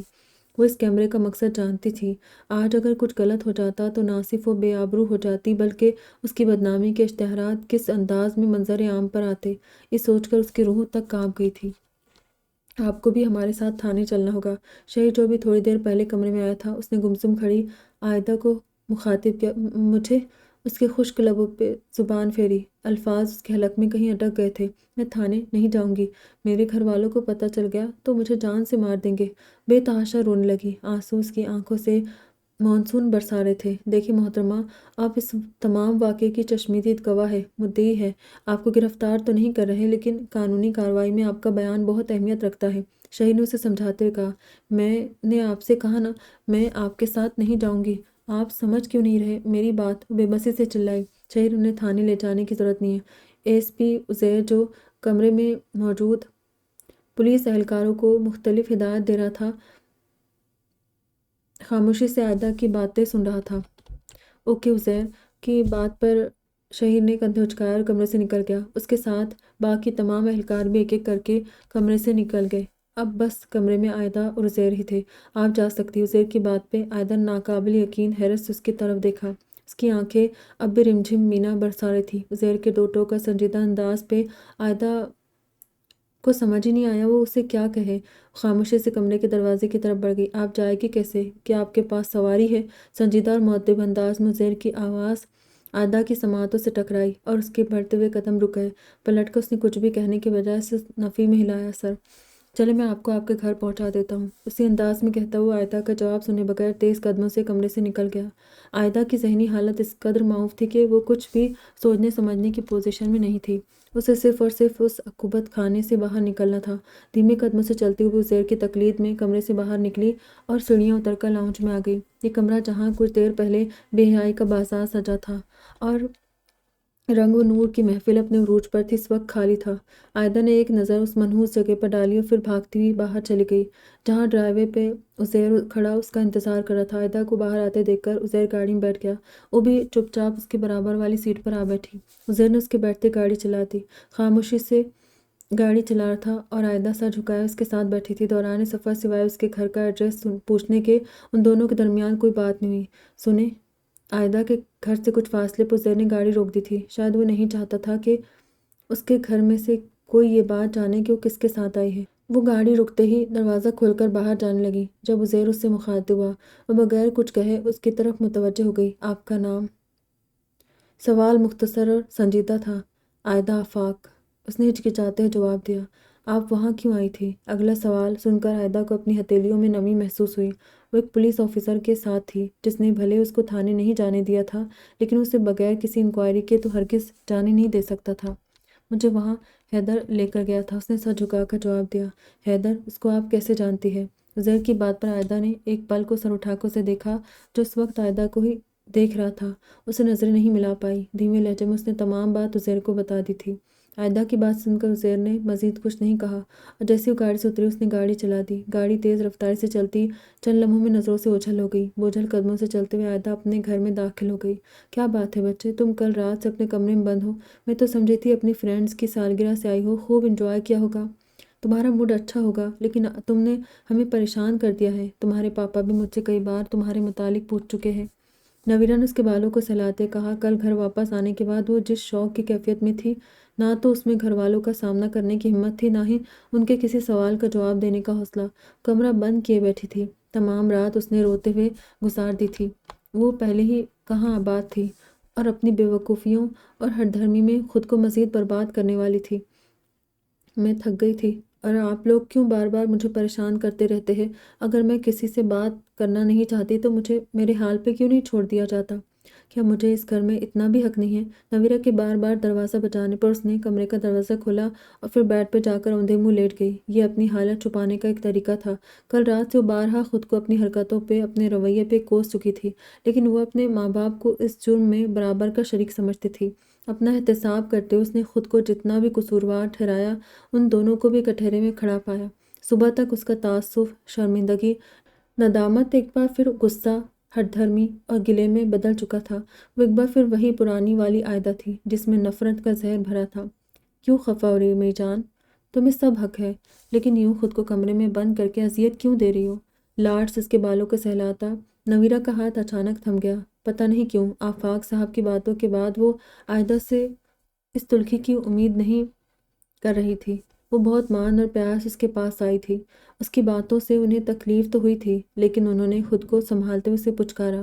ممی پلیز آپ جائیں یہاں سے، اس نے لیٹے لیٹے رکھائی سے کہا، اور تکیے میں اپنی آنکھوں سے بہتے آنسوؤں کی نمی کو جذب ہونے دیا۔ لاکھ چھپاتی لیکن وہ ماں تھی۔ بھلے اس کو سالوں خود سے دور رکھا تھا، لیکن اس کی آنسوؤں میں بھیگی آواز سے اس کا غم جان گئی تھی۔ اسے سینے سے لگانا چاہتی تھی، اسے بتانا چاہتی تھی کہ وہ اس سے بہت محبت کرتی ہے، لیکن وہ جانتی تھی یہ سب عائدہ کے لیے بار بار کہے گئے جملے ہیں، اور اس کے نزدیک ان کی کوئی اہمیت نہیں ہے۔ بوجھل دل کے ساتھ اس کے کمرے سے باہر نکل گئی۔ وہ رو رہی تھی اور اکیلے میں ابھی اور رونا چاہتی تھی، اس لیے انہوں نے اسے اکیلا چھوڑ دیا۔ اس وقت وہ عائدہ کے لیے اور کچھ نہیں کر سکتی تھی۔ یہ تمہاری بہت بڑی نیکی ہے جو تم ایک ایسے شخص کو گھر لے آئے ہو جو تمہارا سب سے بڑا گنہگار ہے۔ اس کا اجر تمہیں اللہ ضرور دے گا۔ چائے کی پیالی سائڈ ٹیبل پہ رکھتے ہوئے وہ شہر سے تشکر آمیز لہجے میں بولی۔ شہر کے نزدیک ان تعریفی الفاظ کی کوئی اہمیت نہیں تھی۔ اسے یہ سب کر کے کوئی میڈل سینے پہ نہیں سجانا تھا۔ یہ تو بس ایک فرض تھا جو وہ نبھائے جا رہا تھا، اور اس کو نبھانا تھا جب تک اس کی زندگی تھی، جب تک اس کی زندگی تھی۔ یہ سب میرا فرض ہے۔ وہ بھلے میرے جتنے گنہگار سہی، لیکن ایک قرض تو ہے نا ان کا مجھ پر۔ بس اسی ناطے سے مجھے ذمہ داری اٹھانی ہے۔ چائے کے کپ کے کناروں پہ انگلی پھیرتے اس نے دھیمے لہجے میں کہا، جانتی تھی وہ کس کرب سے گزر رہا ہے۔ اتنے سال گزر گئے جب وہ خود اس ذلت بدنامی کو بھلا نہیں پائی تھی، تو کیسے ممکن تھا وہ سب کچھ بھول پاتا، جبکہ اس نے تو اس ذلت اور بدنامی کے ساتھ ساتھ مشکلات بھی دیکھی تھی۔ فرائض یک طرفہ نہیں، دونوں طرف سے ہوتے ہیں، لیکن انہوں نے اس کی اہمیت کو کہاں سمجھا۔ اگر سمجھا ہوتا تو ہمارا خاندان یوں نہ بکھر تھا۔ پاس بیٹھی شمائلہ نے کہا، ان کے گناہ کا بوجھ مجھے تم سے نظریں نہیں ملانے دیتا۔ اس نے ہتھیلی سے اپنی آنکھوں کے نم گوشوں کو صاف کیا۔ شہر کے سنجیدہ چہرے پہ ایک بامعنی مسکراہٹ ابھری۔ عورت اپنا غم، اپنا درد آنسو بہا کر ہلکا کر لیتی ہے، لیکن مرد اس کی طرح آنسو نہیں بہا سکتا۔ اسے یہ درد کا آتش فشاں اپنے اندر دبا کر رکھنا ہی ہوتا ہے تاکہ اس پر مضبوطی اور طاقت کا لیبل چسپا رہے۔ اس نے اپنی بے بسی پہ سر جھکایا۔ تم انہیں معاف کر دو شہیر، اس طرح شاید اللہ ان کی اذیت میں کمی کر دے۔ اپنی نشست سے تھوڑا آگے ہو کر وہ اس کا بازو تھام کر التجائیہ بولی، اس وقت ہمارے گنہگار تو نہیں ہیں۔ سب سے زیادہ جس کے گنہگار ہے، اصل معافی انہیں اسی سے مانگنی ہے جس کے ساتھ انہوں نے سب سے زیادہ برا کیا ہے۔ کیا معلوم وہ آج کس حال میں ہو؟ چاہ کر خود کو تلخ ہونے سے روک نہیں پایا تھا۔ شہر کی بات پر اس نے نظر چرا لی۔ یہ وہ مقام تھا جہاں آ کر ہمیشہ یہ بات ختم ہو جاتی تھی۔ دونوں اس سے آگے کچھ نہیں کہہ پاتے تھے، سو آج بھی آگے خاموشی ہی تھی۔ عائدہ وہ بک شاپ سے نکل رہی تھی جب کسی نے آواز دی۔ اس نے چونک کر پلٹ کر دیکھا اور اگلے ہی لمحے اپنے قدم آگے بڑھا دیے۔ کیا تم نے مجھے پہچانا نہیں؟ عزیر اسے یوں جاتا دیکھ کر تیزی سے اس کے سامنے آ کھڑا ہوا۔ عائدہ نے بے بسی سے لب کاٹے۔ وہ اس شخص کو کیوں کر بھول سکتی تھی؟ وہ اس شام کو کس طرح بھول سکتی تھی؟ اس حادثے کو کیسے فراموش کر سکتی تھی؟ حالانکہ اس واقعے کو 2 ماہ گزر گئے تھے، لیکن وہ ایک پل بھی اسے اپنے ذہن سے نکال نہیں پائی تھی۔ جی کہیے، انتہائی روڈ انداز میں وہ سنجیدہ چہرے کے ساتھ بولی۔ کیا ہم کہیں بیٹھ کر بات کر سکتے ہیں؟ عزیر کی اگلی بات نے اسے حیران کر دیا۔ دل میں اچانک 10 طرح کے وسوسوں نے سر اٹھایا۔ دل تو کر رہا تھا وہاں سے بھاگ جائے، پھر بھی پتہ نہیں کیسے اس نے سر اسبات میں ہلا دیا۔ تمہیں کتابیں پڑھنے کا شوق ہے؟ بک شاپ کے بالکل برابر میں بنی کافی شاپ میں بیٹھتے ہوئے عزیر نے کہا۔ عائدہ جانتی تھی کم سے کم یہ بات پوچھنے کے لیے تو ASP عزیر احمد نے اسے اپنے ساتھ کافی پینے کی دعوت نہیں دی؟ ہاں، اچھا ٹائم پاس ہو جاتا ہے۔ عزیر نے ہلکی سی مسکراہٹ سے عائدہ کے بیزار چہرے کو دیکھا اور پھر اپنے سامنے پڑی بلیک کافی میں شکر ملانے لگا۔ تم اور کیا کرتی ہو سوشل میڈیا استعمال کرنے کے علاوہ؟ عائدہ اس کی بات کا ریفرنس سمجھتی تھی۔ اندر ہی اندر عزیر کا یہ جملہ اسے خاصا شرمندہ کر گیا، لیکن وہ عائدہ تھی جو ڈٹائی کے سب ریکارڈ توڑ چکی تھی، لہٰذا اپنی شرمندگی اور عزیر کی تیر اندازی کو خاطر میں نہ لاتے اس نے خود پہ قابو پایا۔ میں یہ بات آپ کو بتانا ضروری نہیں سمجھتی۔ جواب اس قدر رکھائی سے آیا کہ چند لمحے عزیر اس کا منہ دیکھتا رہا۔ چلو، جو ضروری بات ہو وہی بتا دینا۔ اگلی بار کسی لڑکے کے ساتھ ڈیٹ پہ جاؤ تو مجھے انفارم کر دینا۔ ہر بار اتفاقات ممکن نہیں ہوتے۔ اسے باقاعدہ چڑھانے والے انداز میں بولا تھا۔ کیا آپ نے یہاں مجھے میری انسلٹ کرنے کے لیے بلایا ہے؟ گونگ ہی تو رہ گئی تھی۔ عزیر کی بات نے اسے تپا دیا تھا۔ ایک لمحے کو عزیر کو بھی اپنی غلطی کا احساس ہوا۔ اس بار اس کا لہجہ نرم اور انداز دوستانہ تھا۔ میرا مقصد تمہاری انسلٹ نہیں ہے، اصلاح ہے۔ وہ ماں باپ کی محبت سے خائف تھی، ایک غیر کے خلوص کو کس خاطر میں لاتی؟ سب کو میری اصلاح کی فکر ہی کیوں کھائی جاتی ہے؟ عزیر چونکا۔ سب کون؟ وہ حیرت سے بولا۔ میرے گھر والے، انہیں بھی مجھ سے بہت شکایتیں ہیں۔ وہ آنسو پیتے بولی۔ تو تم ان کی شکایتیں دور کر دو۔ اس کی بات پہ حیران بھی تھا، پریشان بھی۔ کیوں کروں میں ان لوگوں کی شکایت دور جنہیں میرا خیال نہیں ہے؟ عائدہ یوں چڑھ کر بولی جیسے اپنے ماں باپ یا پھر بھائیوں کے سامنے بولتی تھی۔ اور ایسا تمہیں کیوں لگتا ہے؟ عزیر کو اچانک اس کی باتوں میں دلچسپی ہو رہی تھی۔ اسے اپنے سامنے بیٹھی اس لڑکی سے دلی ہمدردی تھی جو کسی ریئیکشن میں اپنی زندگی برباد کر رہی تھی، کیونکہ یہی سچ ہے، کوئی بھی ماں باپ اپنی اولاد کو یہ لوگوں کے حوالے کر کے بھول نہیں جاتے ہیں۔ تلخی سے بولی تو عزیر اس کی بات سن کر ہنس دیا۔ ماں باپ اپنی اولاد کو کبھی نہیں بھولتے، یہ تمہاری غلط فہمی ہے۔ آپ اس لیے کہہ رہے ہیں کیونکہ آپ کچھ نہیں جانتے۔ کیا تم مجھے بتانا پسند کرو گی؟ عزیر کی بات سن کر ایک دم خاموش ہو گئی۔ وہ تو اسے ٹھیک سے جانتی بھی نہیں تھی۔ تم مجھ پہ اتنا اعتبار تو کر ہی سکتی ہو۔ عائدہ کے صبر کے بند شاید ٹوٹ جا چکے تھے، اسی لیے اس نے اپنا آپ عزیر کے سامنے کھول کر رکھ دیا۔ آنسو کو روکنا کٹھن تھا، انہیں پلکوں پہ سمیٹنے کی کوشش کی، لیکن وہ موتی چھلک ہی گئے۔ بیتے سالوں کا ایک لمحہ، ہر درد، وہ اذیت، وہ تنہائی، وہ تڑپ، عائدہ نے اسے سب بتا دیا۔ اور جو اپنے خونی رشتوں سے کبھی اپنا غم نہیں کہہ پائی تھی، وہ جس نے اسکول اور کالج میں دوست اس لیے نہیں بنائے کہ کوئی اس کا داغدار ماضی نہ جان لے، وہ اپنا ذلت بھرا بچپن، اپنی بے حرمتی اور اپنا کم مائگی اپنے سامنے بیٹھے اس اجنبی کو بتاتی چلی گئی۔ پتہ نہیں کیا تعلق تھا اس شخص سے جو اس پر اتنا اعتبار کر بیٹھی، یا شاید اس کے ضبط کا دریا بے قابو ہو گیا۔ سب کچھ کہہ کر وہ اب اس کے سامنے بیٹھی بچوں کی طرح پھوٹ پھوٹ کر رو رہی تھی، اس بات سے بے نیاز کہ وہ اس وقت ایک کافی شاپ میں ہے اور ارد گرد گزرتے لوگ اسے دیکھ کر کیا سوچ رہے ہوگے۔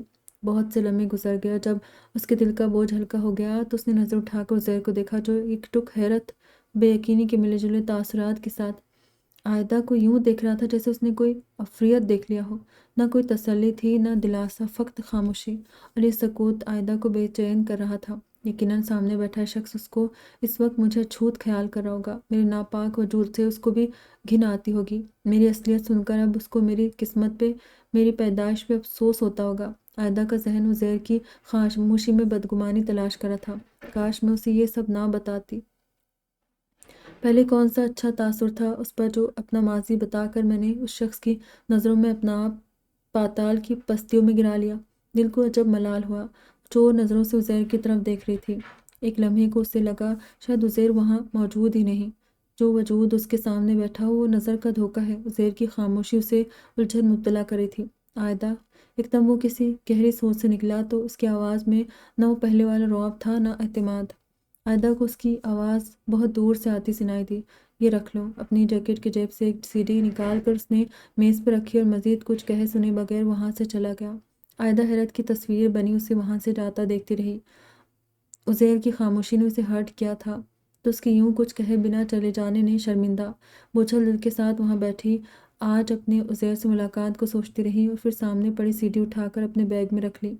شاپنگ کرنے کا موڈ تو بہرحال غارت ہو گیا تھا، ماضی کی راکھ کریدنے سے اس میں دبی چنگاریاں ایک بار پھر وجود کو سلگا رہی تھی، اور سونے پہ سہاگا عزیر کے یوں بن کہے چلے جانے سے وہ اور بھی بھڑک اٹھی تھی۔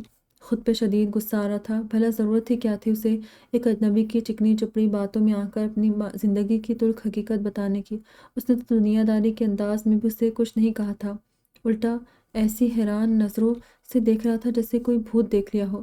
ہمیشہ کی طرح اس نے خود کو کمرے میں بند کیا ہوا تھا۔ کچھ دیر یوں ہی چپ چاپ وہ خالی اس ذہنی کے عالم میں بیٹھی رہی۔ ذہن عجیب سی الجھن کا شکار تھا اور عائدہ جانتی تھی یہ وہ دکھ نہیں ہے جو اتنے سالوں سے اسے جکڑے بیٹھا ہے۔ اچانک اسے اپنے ارد گرد سے خوف آنے لگا، پہلے عزیر کی خاموشی اور اب یہ خاموش کمرہ اسے ڈرانے لگا تھا۔ اسے شور چاہیے تھا، بہت سا شور، بہت سی آوازیں، ہنگامہ۔ اچانک اسے کچھ خیالات، پھر اس نے اپنے پاس پڑا بیگ اٹھا کر اس میں سے جلدی جلدی سارا سامان بستر پہ پھینکنا شروع کیا۔ اس سارے سامان سے اس نے وہ سی ڈی الگ کی جو عزیر نے اسے دی تھی اور پھر اپنے کمرے میں رکھے سی ڈی پلیئر میں لگا کر والیوم اونچا کر دیا۔ یہ ایک MP3 آڈیو سی ڈی تھی۔ عائدہ کو لگا شاید اس میں اس کا کوئی پیغام ہو یا پھر اس کی پسند کے گانے۔ چند لمحے سی ڈی لوڈ ہونے میں لگے اور پھر میوزک پلیئر کے اسپیکر سے جو آواز عائدہ کی سماعتوں سے ٹکرائی اس نے اسے شاک کر دیا تھا۔ اس کا موڈ شدید خراب تھا۔ آج سے پہلے کسی نے اتنے غصے میں نہیں دیکھا تھا۔ وہ ہمیشہ بہت تحمل اور بردباری سے کام لیتا تھا، لیکن آج اس کے عملے نے اس کا ایک اور روپ دیکھا تھا۔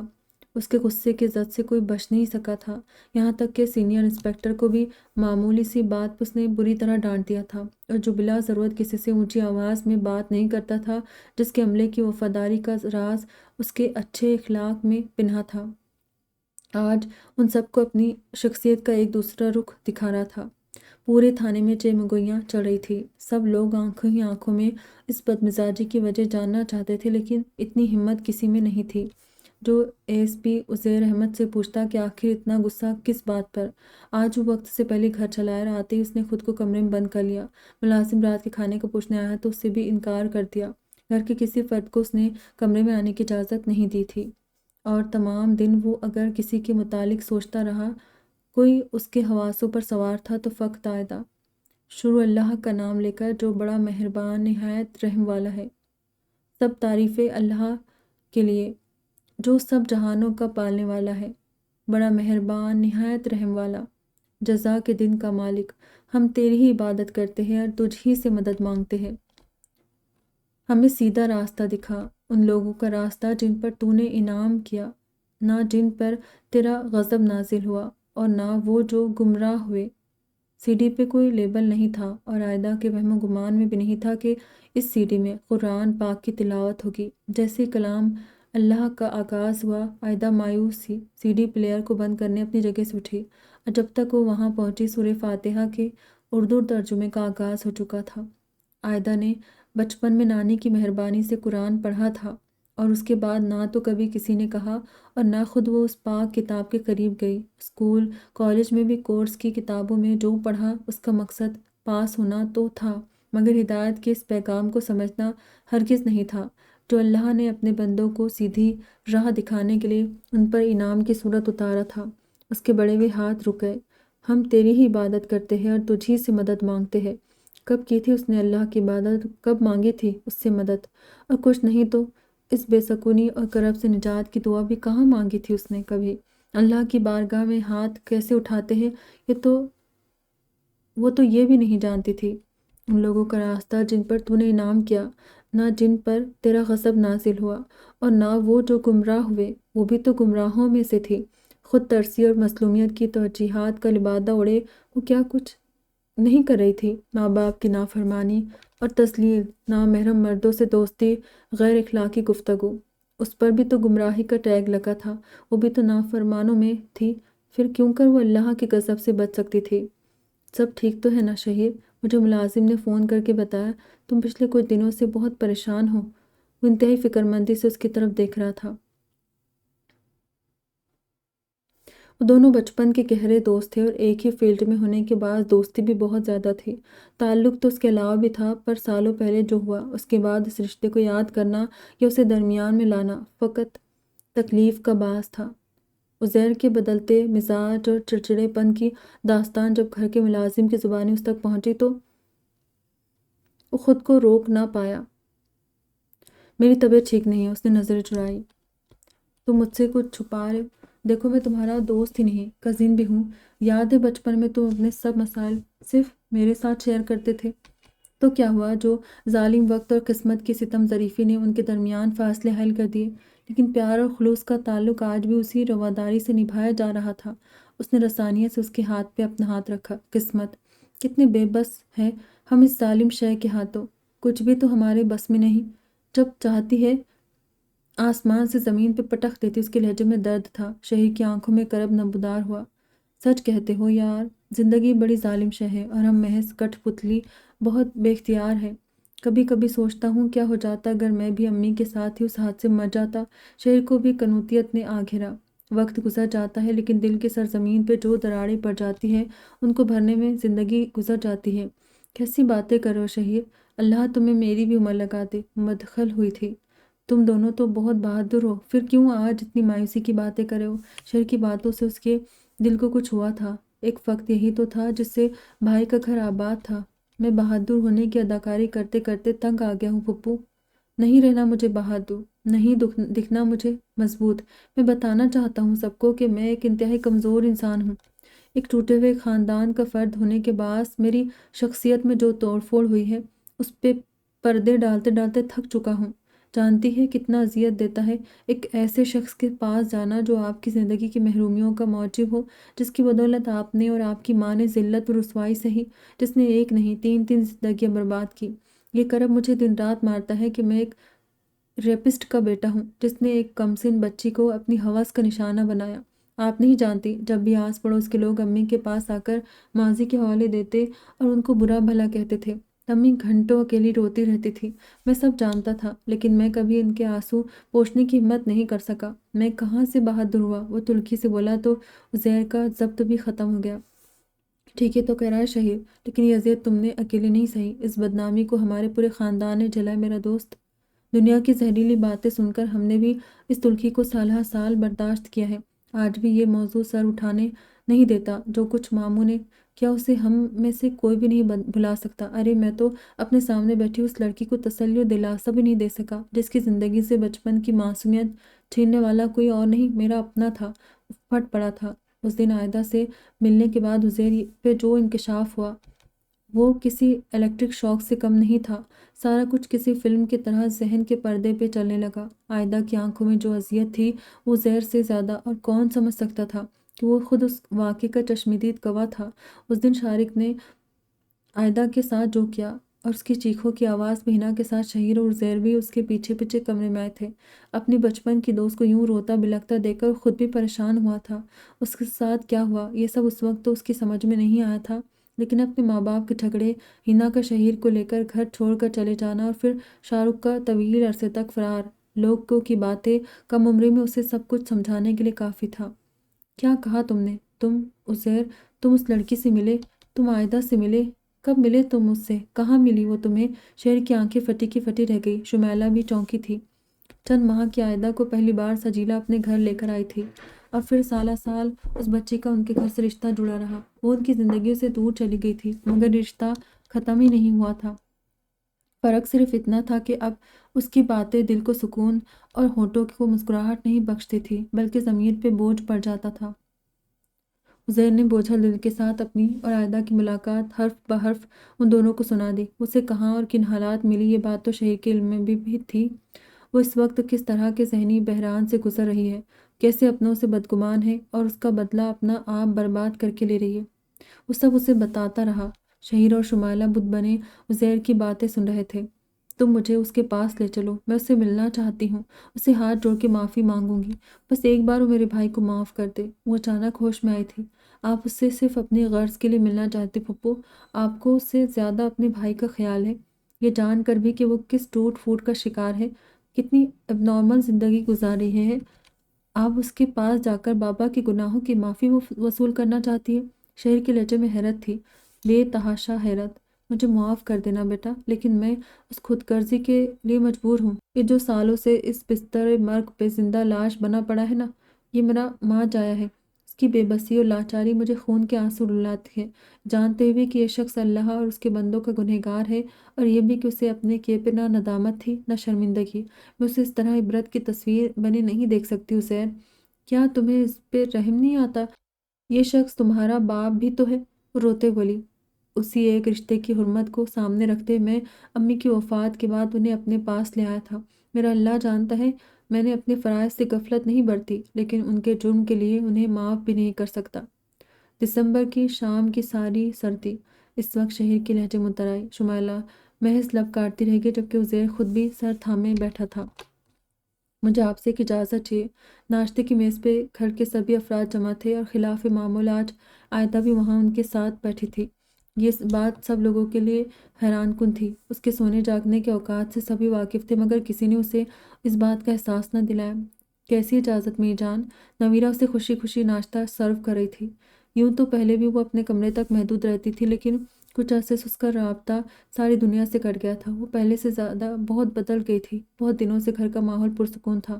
وہ بات بے بات لڑائی جھگڑے اب قصے پاری نہ تھے۔ نویرہ اس کے یوں دھیمے لہجے میں اجازت طلب کرنے پہ تو اور بھی سرشار ہو گئی تھی۔ میں قرآن اکیڈمی جوائن کرنا چاہتی ہوں، اس نے بے حد اعتماد سے کہا۔ ہدایت صرف انہی کو ملتی ہے جنہیں اللہ دینا چاہتا ہے، اور وہ لمحہ ہدایت تھا جو عائدہ کی زندگی کو بدلنے کے لیے کافی تھا۔ عزیر کی دی ہوئی قرآن کی آڈیو سی ڈی اس نے پچھلے چند ہفتوں میں کئی بار سنی تھی۔ ہر بار اس کا دل بے چین ہو جاتا تھا۔ کلام اللہ کا ترجمہ سنتے اسے اپنے آنسوؤں پہ قابو نہ رہتا تھا۔ ہر ایک لفظ اسے اپنے لیے اتری نصیحت لگتا۔ بھٹکے ہوئے لوگوں کا بیان سن کر اپنی ذات آئینہ میں نظر آتی تاسف اور ملال بڑھ جاتا۔ وہ ہدایت سے کتنی دور تھی، ہر لمحہ قسمت پہ شکوہ کناں رہتی، لیکن اس حق سے دور کہ قسمت عطائے ربی ہے۔ برائی کا جواب بھلائی سے دینے کا حکم ہے اور غم پہ صبر کرنا اللہ کو پسند ہے۔ جو عائدہ کے ساتھ ہوا وہ اس کا مقدر تھا، لیکن اس نے اس کا ذمہ دار ہمیشہ اپنے والدین کو ٹھہرایا، ان کو سزا دینے کی ٹھان لی اور خود کو دن رات بدلے کی آگ میں جلا کر خاک کر ڈالا۔ وہ نہیں جانتی تھی وہ پیارے نبی محمد صلی اللہ علیہ وسلم کی امت میں سے تھی، جنہوں نے پتھر کھا کر بھی دشمنوں کے لیے خیر کی دعا کی، جنہوں نے معافی کو اپنا طریقہ بنایا۔ وہ کس قدر بھٹکی ہوئی تھی، اس بات کا احساس اسے قرآن کی تلاوت سننے کے بعد ہوا۔ وہ جو اس دن عزیر کے یوں چپ چاپ وہاں سے چلے جانے اور وہ سی ڈی اسے پکڑانے پہ حیران تھی۔ اس پہ یہ راز کھلا کہ کیوں عزیر نے اسے کوئی تسلی نہیں دی، کیوں اس کے ساتھ ہوئی زیادتی پہ اظہار تاسف نہیں کیا۔ وہ ایک بار پھر اس کی ممنون تھی۔ بے شک کلام اللہ سے بہتر کوئی دلاسا نہیں۔ قرآن اکیڈمی؟ لیکن کیوں؟ تم نے تو قرآن پڑھا ہوا ہے۔ نویرہ کو اس کی بات سن کر تعجب ہوا۔ یوں بھی ان کا گھرانہ نام کی حد تک تو مسلمان تھا، لیکن عملی زندگی میں دین سے دوری کا یہ عالم تھا کہ فرائض پورے کرنا بھی مشقت لگتا تھا۔ اگر والدین گھر میں دینی ماحول رکھیں تو اولاد کی دینی و دنیاوی تربیت کرنا سہل ہوتا ہے، مگر جو محض دنیا داری میں مبتلا ہو جائیں وہ دنیا کی مشقت میں تھک جاتے ہیں، پھر بھی تہی دامن رہتے ہیں۔ پڑھا ہوا ہے لیکن نہ تو اس کی سمجھ رکھتی ہوں نہ اس کی عملی زندگی میں اہمیت معلوم ہے، اس لیے آپ سے گزارش ہے کہ میرا داخلہ کسی قرآن اکیڈمی میں کروا دے۔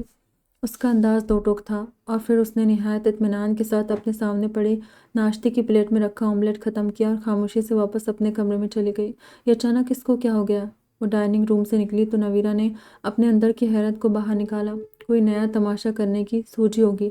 اس سے پہلے کہ کوئی اور بات پہ اپنی رائے کا اظہار کرتا، سنبل نے طنزیہ انداز میں کہا۔ نویرہ ہی نہیں، آفاق صاحب نے بھی اس کی بات پہ سر اٹھا کر اسے دیکھا۔ تم چپ رہو۔ ماں اور باپ کو اپنی بیوی کی طرف دیکھتا پا کر شیراز نے اسے گھرکا۔ عائدہ اگر قرآن کلاس میں جانا چاہتی ہے تو اسے جانے دو۔ شیراز تم کل ہی عائدہ کا داخلہ کسی نزدیکی قرآن اکیڈمی میں کرا دینا۔ آفاق صاحب نے اپنا فیصلہ سنا دیا تھا، اس سے آگے کسی کو بات کرنے کی جرأت ہرگز نہ تھی۔ یہ حقیقت جاننے کے بعد کہ یہ وہی لڑکی ہے جس کی بربادی کے زخم آج بھی کسی ناسور کی طرح شہیر کے دل میں ہرے ہیں، وہ بہت ڈسٹرب ہو گیا۔ وہ دن فقط عائدہ کے لیے ہی قیامت نہیں تھا، وہ قیامت شہیر پر بھی ٹوٹی تھی۔ اس دن عائدہ کے بچپن کو مسخ کرنے کے بعد شارق وہاں سے فرار ہو گیا تھا، لیکن شاہ رخ کی بدنامی اور مکروہ فعل کی داستان جنگل کی آگ کی طرح ہر سو پھیل گئی۔ حنا اور شارق کی علیحدگی شہیر کے لیے ایک اور ذہنی اذیت تھی۔ باپ کے ہوتے ہوئے یتیموں سے زندگی گزارنے کا کرب وہی جانتا ہے جو اس تکلیف سے گزرا ہو۔ وہ عائدہ سے مل کر معذرت کرنا چاہتا تھا، کوئی تسلی دینا چاہتا تھا، لیکن اس کا سامنا کرنا اتنا آسان نہیں تھا، کیونکہ یہ تو خود عزیر بھی نہیں کر پایا تھا۔ حالانکہ ایک عرصے سے وہ چاہتا تھا کسی طرح عائدہ کے متعلق معلوم ہو جائے اور وہ جان پائے آج وہ لڑکی کیسی زندگی گزار رہی ہے، زندہ بھی ہے یا مگر وہ چاہ کر بھی اس کے آنسو نہیں پہنچ سکا تھا۔ ان سب کا گنہگار ایک ہی شخص ہے، وہ اسے کیسے بتاتا؟ ایک اتفاق تھا کہ اس دن عزیر اس بک شاپ سے وہ قرآن پاک کی تلاوت والی سی ڈی لینے آیا تھا، جہاں اس کی عائدہ سے اتفاقی ملاقات ہوئی، اور بے ساختہ عزیر نے وہ سی ڈی نکال کر عائدہ کو دے دی۔ بے شک کلام اللہ دلوں کے لیے تسکین کا باعث ہے، اور عائدہ بھی تو سکون کی متلاشی تھی۔ میں عائدہ سے شادی کرنا چاہتا ہوں۔ ہم کیا چاہتے ہیں یہ کبھی کبھی ہم خود نہیں سمجھ پاتے ہیں۔ برسوں جس شے کی تلاش میں ہلکان ہوتے ہیں، جس کو پا لینے کی دعائیں کرتے ہیں، جس کا درد آپ کو جینے نہیں دیتا، اچانک اسے سامنے دیکھ کر پتھر کے ہو جاتے ہیں۔ اتنے دنوں کی خاموشی کے بعد وہ پتھر بولا بھی تو کیا؟ عائدہ سے شادی؟ یہ تم کیا کہہ رہے ہو عزیر؟ شہر کو اس کی ذہنی حالت میں شبہ ہوا۔ میں وہی کہہ رہا ہوں جو آپ نے سنا ہے، اور میں چاہتا ہوں امی عائدہ کے گھر جا کر رشتے کی بات کریں۔ اتنے سالوں میں انہوں نے ہزاروں نہیں تو سینکڑوں بار دل میں تمنا کی تھی کہ بس ایک بار قدرت انہیں عائدہ سے ملا دے، وہ جو ان کی بچپن کی ساتھی تھی، ان کی دوست تھی۔ بس ایک بار وہ یہ جان پائیں کہ وہ کیسی ہے، کیا خوش ہے، بس ایک بار ان کا سامنا عائدہ سے ہو جائے۔ وہ اسے بتانا چاہتے تھے کہ اتنے سالوں میں کوئی ایک دن ایسا نہیں گزرا جب انہوں نے عائدہ کو یاد نہ کیا ہو۔ وہ اسے کبھی بھول ہی نہیں پائے تھے، نہ اس کے ساتھ ہوئی زیادتی کو، یہ جاننے کے بعد کہ خوش نہیں، خود کو تکلیف پہنچا رہی ہے، اپنے اپنوں کو دکھ دے رہی ہے، وہ کیسے پرسکون رہ سکتا تھا؟ چپ چاپ وہاں سے چلا گیا، لیکن دل پہ دھرا بوجھ کچھ اور بھی بڑھ گیا تھا، پچھتاوے کچھ اور بھی گہرے ہو گئے تھے۔ شہر کو کیسے سمجھاتا کہ اس وقت اس کے دل پہ کیا گزر رہی ہے، یا پھر ایک وہی تھا جو اس کی کیفیت کو سمجھتا تھا؟ دیکھو زیر، میں جانتی ہوں شاہ رخ بھائی کے گناہوں کا بوجھ ہماری طرح تم بھی اپنے ضمیر پہ محسوس کرتے ہو، اور تمہیں عائدہ سے ہمدردی ہے، لیکن کفارے کا اس کے سوا کوئی اور طریقہ نہیں ہو سکتا۔ سجیلا اور شمائلہ تک بات پہنچی تو وہ معترض ہوئی تھی۔ وہ دونوں اس سے بے پناہ محبت کرتی تھی اور اس کے لیے زندگی میں بہترین کی خواہشمند تھی۔ ان کے نزدیک عزیر کا یہ فیصلہ ہرگز دانشمندانہ نہیں تھا۔ کفارہ؟ زہریلا بڑبڑایا، اور اسی پل عائدہ کا سراپا اس کی نظروں میں گھوم گیا۔ سلیقے سے اڑی بڑی سی چادر سے خود کو ڈھانپے اس وقت قرآن اکیڈمی سے نکل رہی تھی۔ کتنی مختلف لگ رہی تھی، کتنی پاکیزہ اور مقدس۔ آپ کب جائے گی اس کے گھر؟ اس کا انداز حتمی تھا، یوں جیسے اس نے ان کی بات سنی ہی نہ ہو۔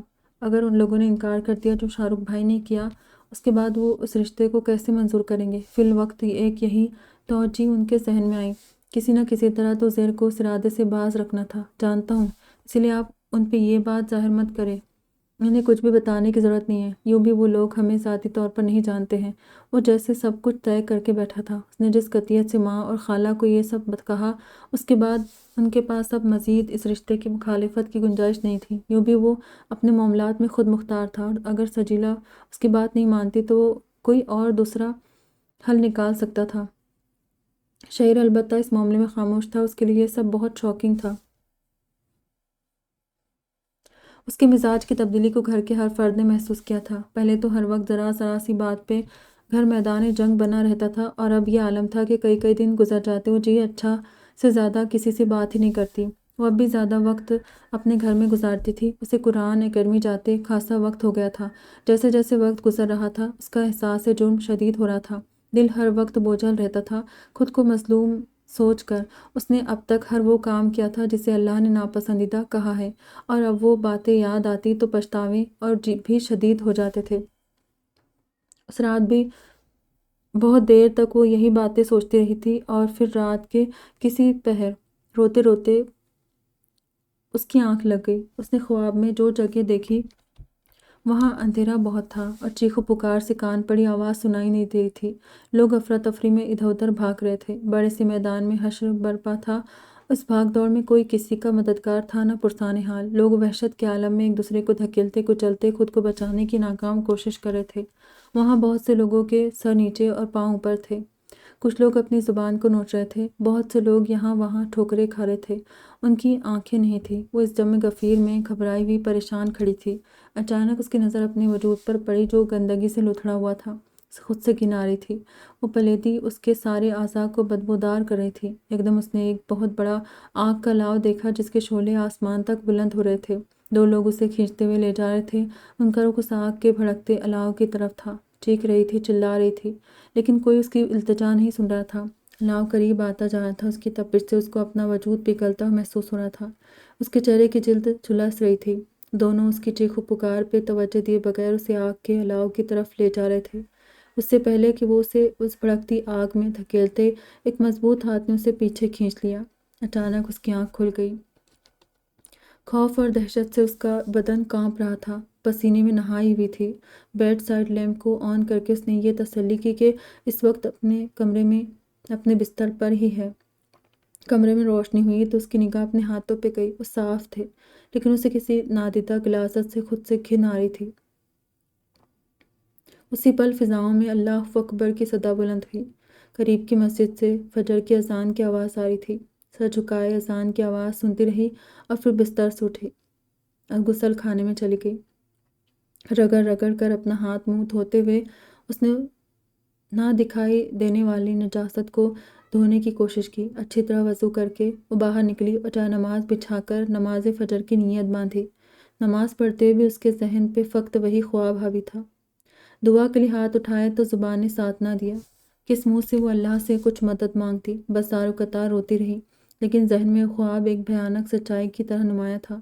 اس خواب کو کسی طور اپنے حواسوں سے جھٹک نہیں پا رہی تھی، اس لیے پورا دن الجھی رہی۔ عائدہ آپ کچھ پریشان لگ رہی ہو۔ صالحہ بخاری اس ادارے کی معلمہ تھی جہاں عائدہ قرآن کی تعلیم لے رہی تھی۔ وہ بہت نفیس طبع اور شائستہ مزاج کی مالک تھی۔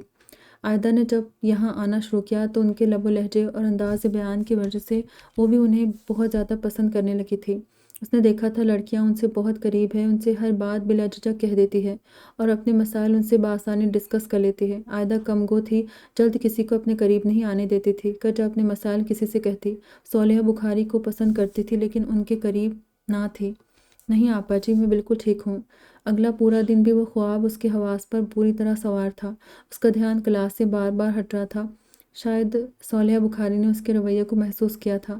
کلاس سے نکلنے والی سب سے آخری لڑکی تھی۔ کمرے میں اس وقت ان دونوں کے سوا کوئی موجود نہیں تھا۔ میں نے نوٹ کیا ہے، آپ یہاں کسی سے بات چیت نہیں کرتی ہے، بہت خاموش رہتی ہے۔ میں نہیں جانتی یہ آپ کی طبیعت کا حصہ ہے یا لوگوں سے دور رہنے کی ایک صحیح۔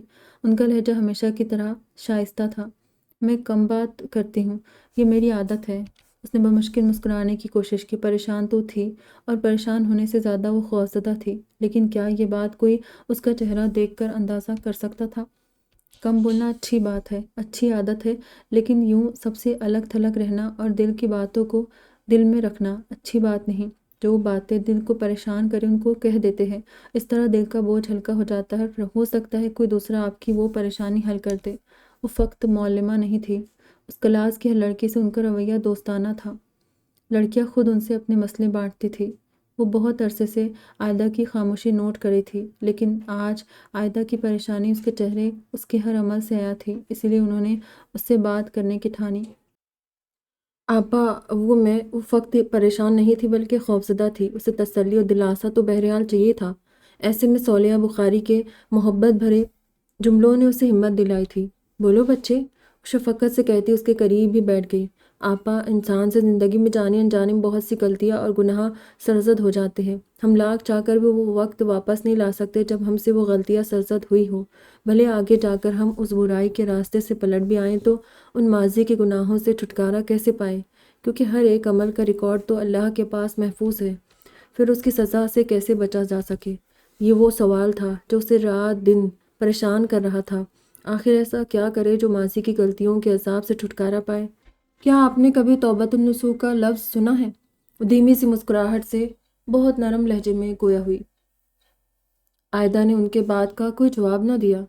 توبہ کا مطلب ہوتا ہے اپنے چھوٹے بڑے تمام گناہوں کو چھوڑ کر اللہ کی طرف رجوع کرنا، جانے انجانے میں ہوئے ہر گناہ کی معافی مانگنا۔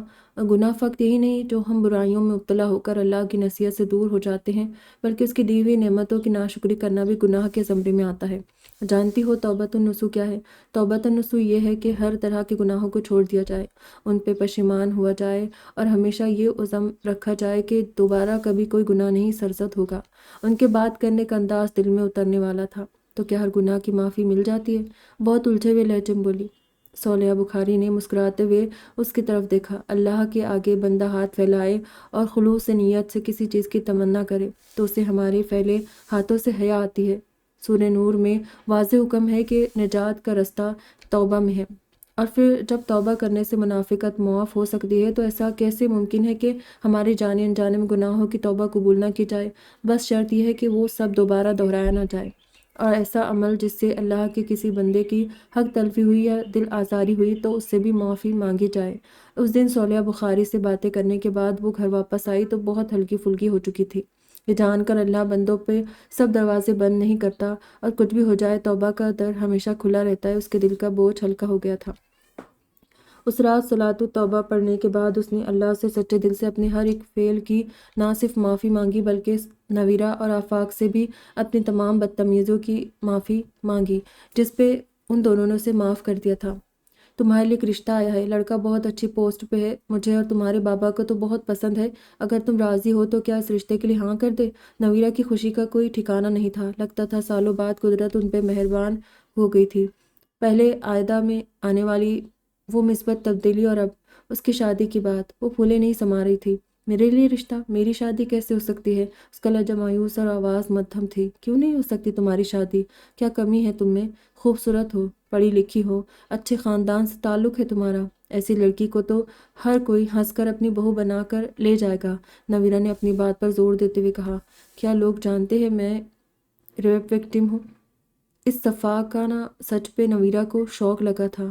وہ خود کو کتنا بے مول سمجھتی تھی، انہیں اس بات کا اندازہ ہی نہیں تھا۔ نہیں، وہ نہیں جانتے، اور ایسی بات انہیں بتانے کی ضرورت بھی کیا ہے؟ اللہ اللہ کر کے اتنے سالوں کے بعد تو اس بات پہ گرد جمی ہے، اور تم ایک بار پھر گڑے مردے اکھاڑنا چاہتی ہو؟ ان کے لہجے میں پریشانی واضح تھی۔ میں پہلے ہی آپ کے لیے بہت سے مسائل کھڑے کر چکی ہوں ممی، اور یہ نہیں چاہتی کہ میری وجہ سے آپ سب لوگ مزید کسی پریشانی میں مبتلا ہو۔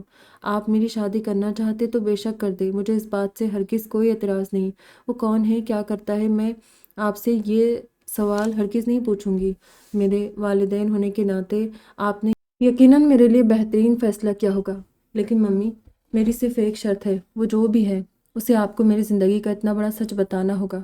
میں کسی کو دھوکہ دے کر اس کی زندگی میں ہرگز شامل نہیں ہو سکتی۔ عائدہ کی آنکھوں کی نمی نویرہ سے پوشیدہ نہیں تھی۔ یہ وہ عائدہ نہیں تھی جو زبان سے زہر میں بجھے تیر برساتی اور سب سے چھپ کر تکیے میں منہ چھپائے زارو قطار روتی تھی۔ تم سمجھتی کیوں نہیں ہو عائدہ؟ ان لوگوں سے یہ بات کرنے کے بعد کیا عزت رہ جائے گی ہماری؟ رشتہ داروں اور قریبی ملنے جلنے والوں میں سے تو کسی کا حوصلہ نہ ہوا کہ آگے بڑھ کر تمہارا ہاتھ مانگتے۔ اب جو اگر قسمت مہربان ہوئی ہے اور کسی نے آگے بڑھ کر رشتے کی بات کی ہے تو اسے خود بھگا دوں۔ انہوں نے محبت سے اس کی آنکھوں کے نم گوشوں کو صاف کرتے رسانی سے کہا اور اپنے سینے سے لگا لیا۔ ممی، کسی کو اس کے مقدر سے زیادہ نہیں ملتا، جو میرے نصیب میں لکھا ہے وہ مجھے ہر حال میں ملے گا، اس لیے آپ اس بات سے پریشان ہونا چھوڑ دیں۔ نویرہ کے سینے پہ سر ٹکائے وہ آج پرسکون تھی۔ سالوں بعد دونوں ماں بیٹی ایک دوسرے کے اتنے قریب آئی تھی۔ ماں ہوں تمہاری، کیسے پریشان نہ ہوں میری بیٹی؟ تمہیں کیا لگتا ہے وہ اتنا بڑا پولیس آفیسر، جب اسے تمہارے ساتھ ہونے والی ٹریجڈی کا پتہ چلے گا تو وہ تم سے شادی کے لیے راضی ہوگا؟ ویسے بھی اتنا اچھا رشتہ تو قسمت والوں کو ملتا ہے۔ عزیر ASP آفیسر ہے، اچھے کھاتے پیتے شریف لوگ ہیں، تمہارے بابا اور بھائیوں کو بھی وہ بہت اچھا لگا۔ اس کے بالوں کو سہلاتے انہوں نے اپنی بات اسے سمجھانے کی ایک اور کوشش کی۔ کیا کہا آپ نے؟ کون؟ ASP عزیر؟ وہ اچانک ان کے سینے سے جدا ہوئی تھی۔ چہرے پہ بے پناہ حیرت لیے اس نے ناقابل یقین انداز میں نویرہ سے پوچھا، ہاں، کیا تم اسے جانتی ہو؟ نویرہ کو اس کا یوں سوال کرنا چونکا گیا تھا۔ نہیں، میں نہیں جانتی، عائدہ نے اٹکتے کہا، نظر جھکا لی۔ نویرہ کو اگر وہ یہ بتا دیتی کہ وہ عزیر کو جانتی ہے تو پھر اسے باقی ہر بات بھی بتانا ضروری ہو جاتا۔ آفاق سے بات کرتی ہوں کہ وہی اسے سمجھائے۔ نویرہ نے اپنے طور سے پیار سے سمجھانے کی کوشش کی تھی۔ زیر لب بڑبڑاتے ہوئے وہ اس کے پاس سے اٹھ کھڑی ہوئی تھی۔ ممی، عائدہ کی آواز پہ نویرہ نے پلٹ کر دیکھا۔ وہ سر جھکائے بیٹھی اپنے ہاتھوں کو دیکھ رہی تھی۔ آپ اس رشتے کے لیے ہاں کر دے، اپنے ناخنوں کو کھرچتے اس نے آہستہ سے کہا۔ اس کی بات سن کر نویرہ کے چہرے پہ بے اختیار خوشی امڈ آئی۔ آگے بڑھ کر انہوں نے محبت سے اس کی پیشانی پہ بوسہ دیا اور اسے ایک بار پھر سے سینے سے لگا لیا۔ کیا تم بھی امی اور خالہ کی طرح مجھ سے ناراض ہو؟ میں تم سے ناراض کیوں ہونے لگا عزیر؟ لیکن میری سمجھ میں یہ نہیں آ رہا کہ تم یہ فیصلہ کیوں کر رہے ہو؟ اس میں نہ سمجھ آنے والی کون سی بات ہے شہید؟ دیکھو، اگر ازالہ ہی کرنا تھا تو شاید پھر عائدہ سے تمہیں نہیں مجھے شادی کرنی چاہیے، کیونکہ اس کے گنہگار تم نہیں، میرے بابا ہے۔ میں سمجھتا تھا تم مجھ سے زیادہ جانتے ہو، لیکن نہیں، تم بھی شاید مجھے اتنا ہی سمجھتے ہو جتنا امی اور خالہ۔ تو کیا تم واقعی؟ ہاں میرے دوست، میں اسے پسند کرتا ہوں۔ پہلی نظر میں ہی اچھی لگی تھی مجھے۔ وہ فریب، وہ ریا سے پاک ایک ایسی روح ہے جو حالات کی وجہ سے بھٹک گئی، پر اب وہ بہت بدل گئی ہے۔ کیا تم اس سے دوبارہ ملے؟ عزیر نے نفی میں سر ہلایا۔ بس ایک جھلک دیکھی تھی۔ جہازی سائز پلنگ پہ وہ سرخ جوڑے میں ملبوس کسی شاعر کی غزل کی طرح حسین لگ رہی تھی۔ اس کا رنگوں میں بھیگا دلکش سراپا، قیمتی زیورات اور عروسی جوڑے میں قیامت ڈھالا تھا۔ مہندی میں رنگی ہتھیلیوں کی نمی اس بات کی کمازی کر رہی تھی کہ وہ اس وقت بے تحاشا گھبرائی ہوئی تھی۔ عزیر سے بہت عرصے بعد اس کا سامنا ہونے والا تھا۔ اس دن نویرہ نے جب اسے عزیر کے رشتے کے متعلق بتایا تو بے ساختہ اس کے منہ سے شادی کے لیے ہاں نکل گئی تھی۔ خود اپنی اس کیفیت پہ حیران تھی، یہ جانتے ہوئے کہ عزیر اس کی زندگی کی ہر ڈارک سائڈ کے متعلق جانتا ہے، کیسے وہ اس سے شادی پہ رضامند ہو گئی، خود سمجھنے سے قاصر تھی۔ لیکن اب جب اس کا سامنا کرنے کا وقت آیا تو اس کے اندر شدید بے چینی تھی۔ دروازہ کھلنے کی آواز پہ وہ قدرے سنبھل کے بیٹھ گئی، حالانکہ دل اس وقت دھک دھک کر رہا تھا۔ کیا تم میرے ساتھ چلو گی؟ مجھے تمہیں کسی سے ملوانا ہے۔ عزیر کا انداز سنجیدہ تھا۔ وہ جو پلکیں جھکائے بیٹھی تھی، اس کی بات سن کر حیرت سے اس کا چہرہ دیکھنے لگی، جو اس وقت کسی بھی قسم کے جذبات سے عاری تھا۔ بنا کچھ کہے وہ بیٹھ سے اٹھی اور اپنا بھاری لباس سنبھالتی عزیر کی تقلید میں کمرے سے باہر نکل گئی۔ وہ تیز قدموں سے چلتا گاڑی تک پہنچا۔ چاروں ناچار عائدہ کو بھی ساتھ بیٹھنا پڑا۔ دوران سفر مکمل خاموشی رہی اور عائدہ کا ذہن مزید الجھ گیا۔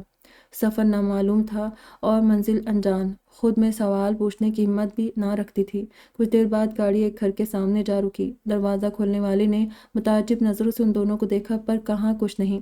عائدہ اس شخص کو پہچانتی تھی، پر وہ اس وقت ان دونوں کے اس گھر میں آمد کا مطلب اب بھی نہیں سمجھ پائی تھی۔ عزیر کا رخ شاہ رخ کے کمرے کی جانب تھا۔ بند دروازہ کھول کر اس نے ایک لمحہ اپنے پیچھے کھڑی عائدہ کو گردن گھما کر دیکھا، جیسے تصدیق کرنا چاہتا ہو، اور پھر اگلے پل وہ کمرے میں داخل ہو گیا۔ عزیر، یہ سب کیا ہے؟ شہیر نے مداخلت کی، پر عزیر نے ہاتھ کے اشارے سے اسے خاموش رہنے کو کہا۔ عائدہ بھی کچھ جھجکتے ہوئے اس کمرے میں چلی آئی۔ کمرے میں موجود میل نرس انہیں دیکھ کر اپنی جگہ سے اٹھا۔ عزیر نے اسے باہر جانے کے لیے کہا اور پھر دروازہ بند کر دیا۔ عائدہ بے تحاشا حیرت مگر خاموشی سے کبھی عزیر اور کبھی بستر پہ لیٹے اس شخص کو دیکھ رہی تھی، جو ان تینوں کو اپنے کمرے میں دیکھ کر خاصا خوش دکھائی دے رہا تھا۔ یہ میرے ماموں ہیں، پچھلے کئی سالوں سے اس بستر پہ معذورے کی زندگی گزار رہے ہیں۔ یہ نہ تو بول سکتے ہیں، نہ ہی چل پھر سکتے ہیں۔ ہم نے اپنے طور پہ ہر کوشش کی کہ ان کا بہترین علاج ہو سکے، لیکن ان کی حالت میں سدھار نہیں آیا۔ شاہ رخ کے بستر سے چند قدم دور کھڑے عزیر نے گفتگو کا سلسلہ شروع کیا۔ اس کے پیچھے کھڑی عائدہ شاہ رخ کو دیکھ رہی تھی۔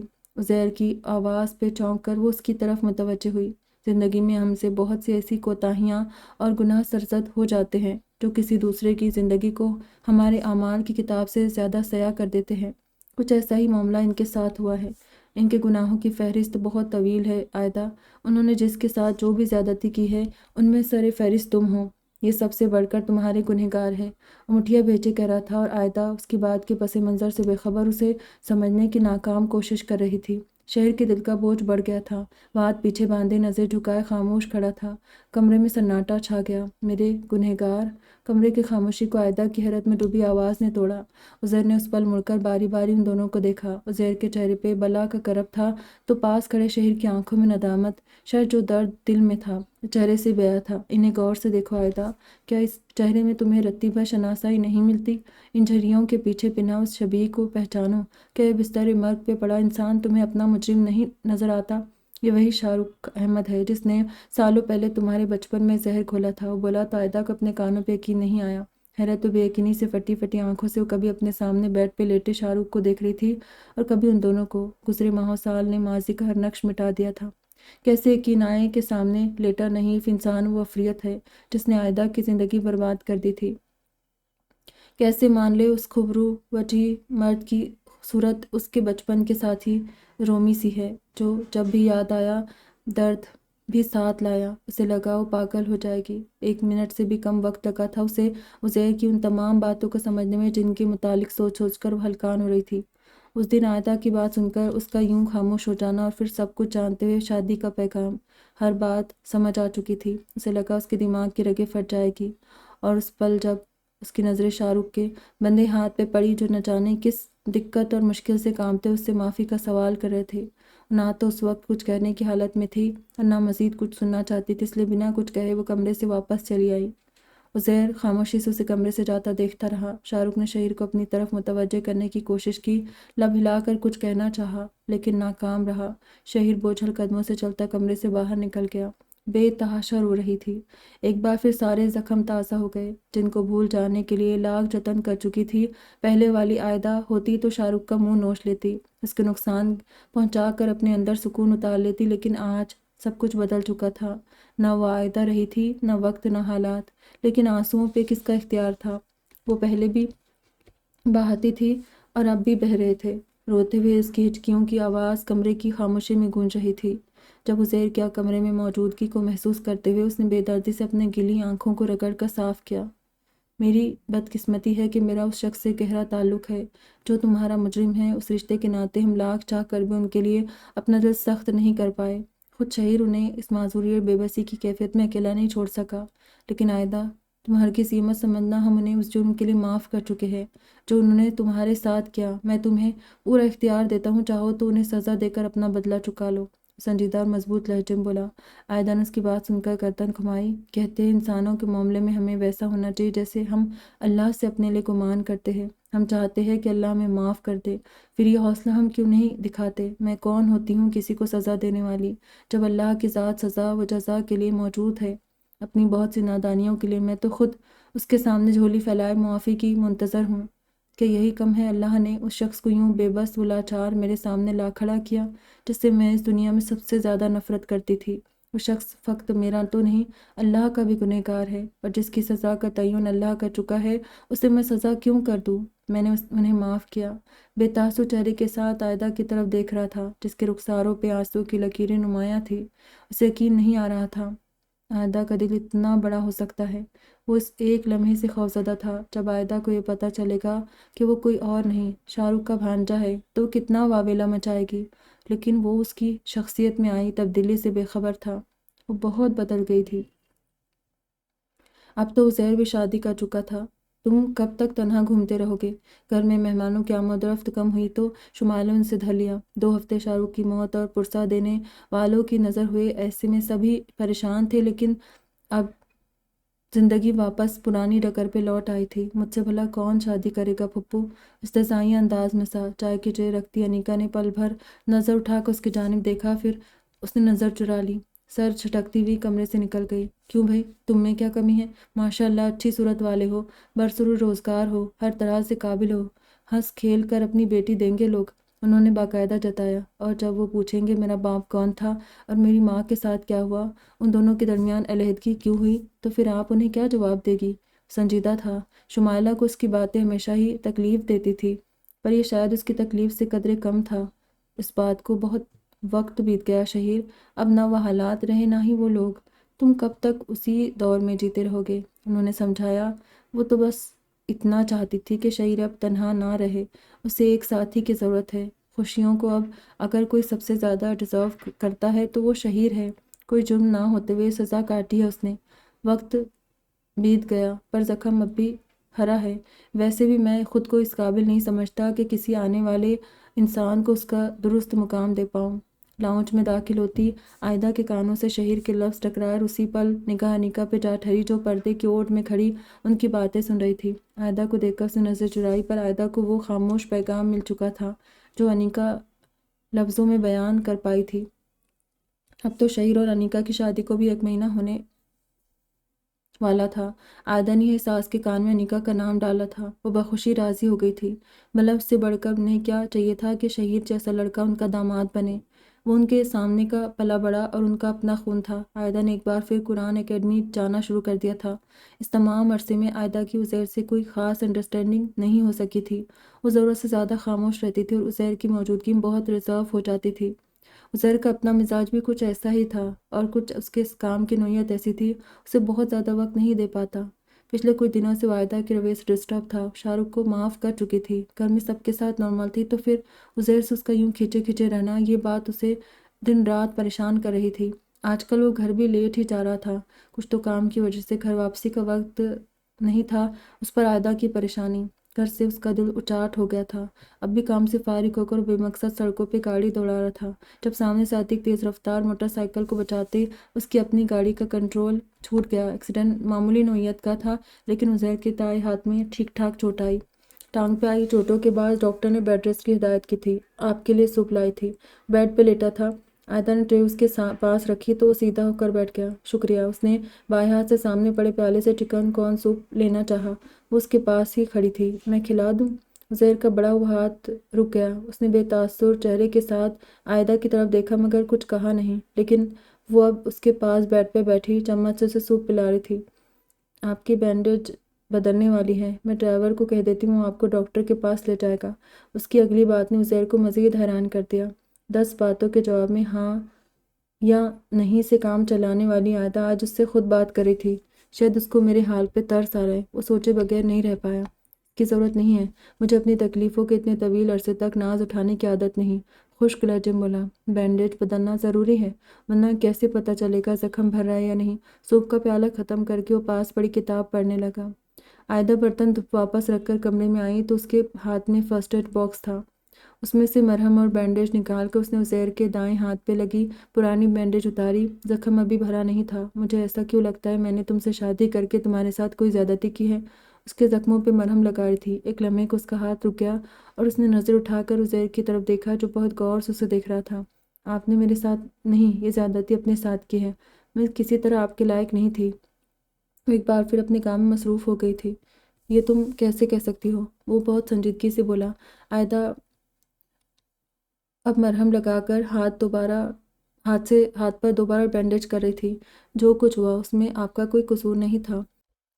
پھر یہ کفارہ آپ کو ادا نہیں کرنا چاہیے تھا، اور میں جانتی ہوں جلد آپ اس فیصلے پہ پچھتائیں گے۔ اس نے نظریں ملائے بغیر کہا۔ اس کی بینڈیج مکمل ہو چکی تھی۔ وہ اب سارا سامان واپس فرسٹ ایڈ باکس میں رکھ رہی تھی۔ میرا کوئی جرم نہیں تو میں کفارہ کس بات کا کروں گا؟ اس نے کوئی جواب نہیں دیا، خاموشی سے اس کے پاس سے اٹھ کھڑی ہوئی۔ تم اگر ایسی باتیں سوچتی ہو تو اس کا مطلب تمہارے دل میں میرے لیے سرے سے کوئی جذبات ہے ہی نہیں، اور ایک میں ہوں کہ… عزیر نے اچانک اس کا ہاتھ تھام لیا۔ وہ سنجیدہ نظروں سے اسی کو دیکھ رہا تھا۔ عائدہ کو اس کی نظریں کنفیوز کر رہی تھی۔ وہ اس پل وہاں سے بھاگ جانا چاہتی تھی۔ کیسے بتاتی اسے کہ وہ اس کی زندگی میں کیا مقام رکھتا تھا؟ جب نویرہ نے اسے عزیر سے شادی کی نوید سنائی تو دل خوش گماں نے یہی جانا کہ یہ سب محبت ہے، لیکن اس رات جب عزیر نے اس پہ وہ سچ آشکار کیا تو سب سے پہلے اسے جس بات نے اداس کیا وہ یہ تھی کہ عزیر نے اس سے شادی کسی جذباتی وابستگی کی وجہ سے نہیں، بلکہ احساس جرم و پچھتاوے کے زیر اثر کی ہے۔ کتنا چوٹ پہنچا رہا تھا یہ خیال کہ اس کا وجود انچاہا ہے، اس بات کی کیا اہمیت کہ میرے دل میں آپ کا کیا مقام ہے، جبکہ آپ کی مجھ سے شادی کی وجہ کیا تھی؟ وہ سچ مجھے ہماری شادی کی پہلی رات ہی پتہ چل گیا۔ اس نے عزیر سے اپنا ہاتھ چھڑانے کی کوشش کی، لیکن اس کی گرفت مضبوط تھی۔ وہ اس وقت بستر پہ اس کے اتنے قریب بیٹھی تھی کہ اس کی سانس کی آواز بھی سن سکتی تھی، اور وہ بھی اس وقت اس کے دل کی دھڑکنیں گن رہا تھا۔ میرے لیے یہ بات بہت اہم ہے کہ کیونکہ اس ایک بات پہ ہماری آنے والی پوری زندگی کا انحصار ہے، اور جس سچ کی تم بات کر رہی ہو وہ بھی تمہارے اپنے ذہن کی پیداوار ہے۔ تم سمجھتی ہو تم بہت بدل گئی ہو، اپنی ہر کمزوری پہ قابو پا چکی ہو، لیکن حقیقت یہ ہے کہ تم آج بھی بدگمان ہونے میں ایک لمحہ نہیں لگاتی ہو۔ فرد جرم عائد کرنا تمہارے بائیں ہاتھ کا کھیل ہے، اس نے ایک ایک لفظ پہ زور دیتے ہوئے کہا۔ ایک مرد ہو کر یہ بات اگر آپ کے لیے اہمیت رکھتی ہے کہ میرے دل میں آپ کا کیا مقام ہے، تو آپ کی بیوی ہونے کی حیثیت سے یہ بات میرے لیے کتنی اہم ہوگی کہ آپ کی زندگی میں آپ کے دل میں میری کیا جگہ ہے۔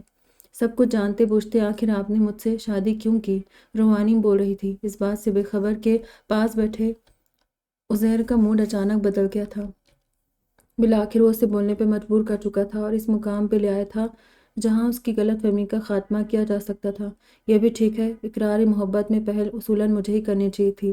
عزیر کا لہجہ جس قدر سنجیدہ تھا اس کی آنکھوں میں اتنی ہی شرارت بھری تھی۔ عائدہ بس ایک پل اس کی آنکھوں میں دیکھ پائی اور پھر اس نے نظر جھکا دی۔ میں یہ سامان رکھ کر آتی ہوں۔ اس کے ہاتھ کی گرفت کمزور پا کر جلدی سے اٹھی، لیکن اگلے ہی پل عزیر نے اسے پوری طاقت سے اپنی طرف کھینچ کر اپنی باہوں میں بھر لیا۔ رکو تو، کیا تم نہیں جاننا چاہتی میرے دل میں تمہارا کیا مقام ہے؟ میں تم سے کتنی محبت کرتا ہوں۔ وہ اب شرارت کے موڈ میں تھا۔ میرے دل کی بنجر زمین تمہاری محبت کی فوار کی منتظر ہے عائدہ۔ اس دشت محبت میں آبلہ پائی کا ثمر تمہاری چاہت کے نخلستان سے سیراب ہونا ہے۔ کیا میرے نصیب میں یہ محبت کی بارش نہیں لکھی؟ اس کے گالوں پہ انگلی پھیرتے ہوئے گمبھیر آواز بولا تو عائدہ کے دل کی دھڑکنیں تیز ہو گئی تھی۔ اس صحرا نور دی میں بھی ہمسفر ہوں۔ ایک پیاسا دوسرے پیاسے کو کیوں کر سیراب کر سکتا ہے؟ دھیمی آواز میں بولی۔ محبت کی بارش صحرا میں بھی سیلاب لا سکتی ہے، اور میں آج اس طوفان میں تمہارے ساتھ بہہ جانا چاہتا ہوں۔ کیا مجھے اجازت ہے؟ اسے سینے سے لگاتے ہوئے عزیر نے اس کے ریشمی بالوں پہ بوسہ دیا۔ بالوں کا جوڑا کھل کر اس کی کمر پہ آبشار کی مانند پھیل گیا۔ میں اس محبت کی برسات میں چند لمحے نہیں بلکہ تمام عمر بھیگنا چاہتی ہوں عزیر۔ اس کے سینے میں منہ چھپائے اس نے سرگوشی کی۔ ایسا لگ رہا تھا اس پل زمانے ٹھہر گئے، گردش ماہ و سال تھم گئی، بھٹکے ہوں کو منزل مل گئی، برسوں کی تلاش ختم ہوئی اور دو چاہنے والوں کو ان کی محبت مل گئی۔ چہرے پہ میرے زلف کو پھیلاؤ کسی دن، کیا روز گرجتے ہو برس جاؤ کسی دن، رازوں کی طرح اترو میرے دل میں کسی شب، دستک پہ میرے ہاتھ کی کھل جاؤ کسی دن، میں اپنی ہر ایک سانس اسی رات کو دے دوں، سر رکھ کر میرے سینے پہ سو جاؤ کسی دن۔ ختم شد۔ ناول بہت زیادہ غمگین ہے، لیکن سچ میں بہت خوبصورت، بہت ہی پیاری ہے، مجھے اچھی لگی۔ امید کرتی ہوں کہ آپ لوگوں کو بھی پسند آئی ہوگی۔ یہاں ہماری ناول کا اختتام ہوتا ہے۔ دعا میں یاد رکھنا، اپنا ڈھیر سارا خیال کرنا۔ پھر ملیں گے کوئی اچھی سی ناول کے ساتھ۔ اگر آپ لوگ کوئی کامیڈی ناول جانتے ہیں جو بہت زیادہ لانگ نہ ہو تو وہ سجیسٹ کیجیے گا۔ پھر ملیں گے۔ خدا حافظ۔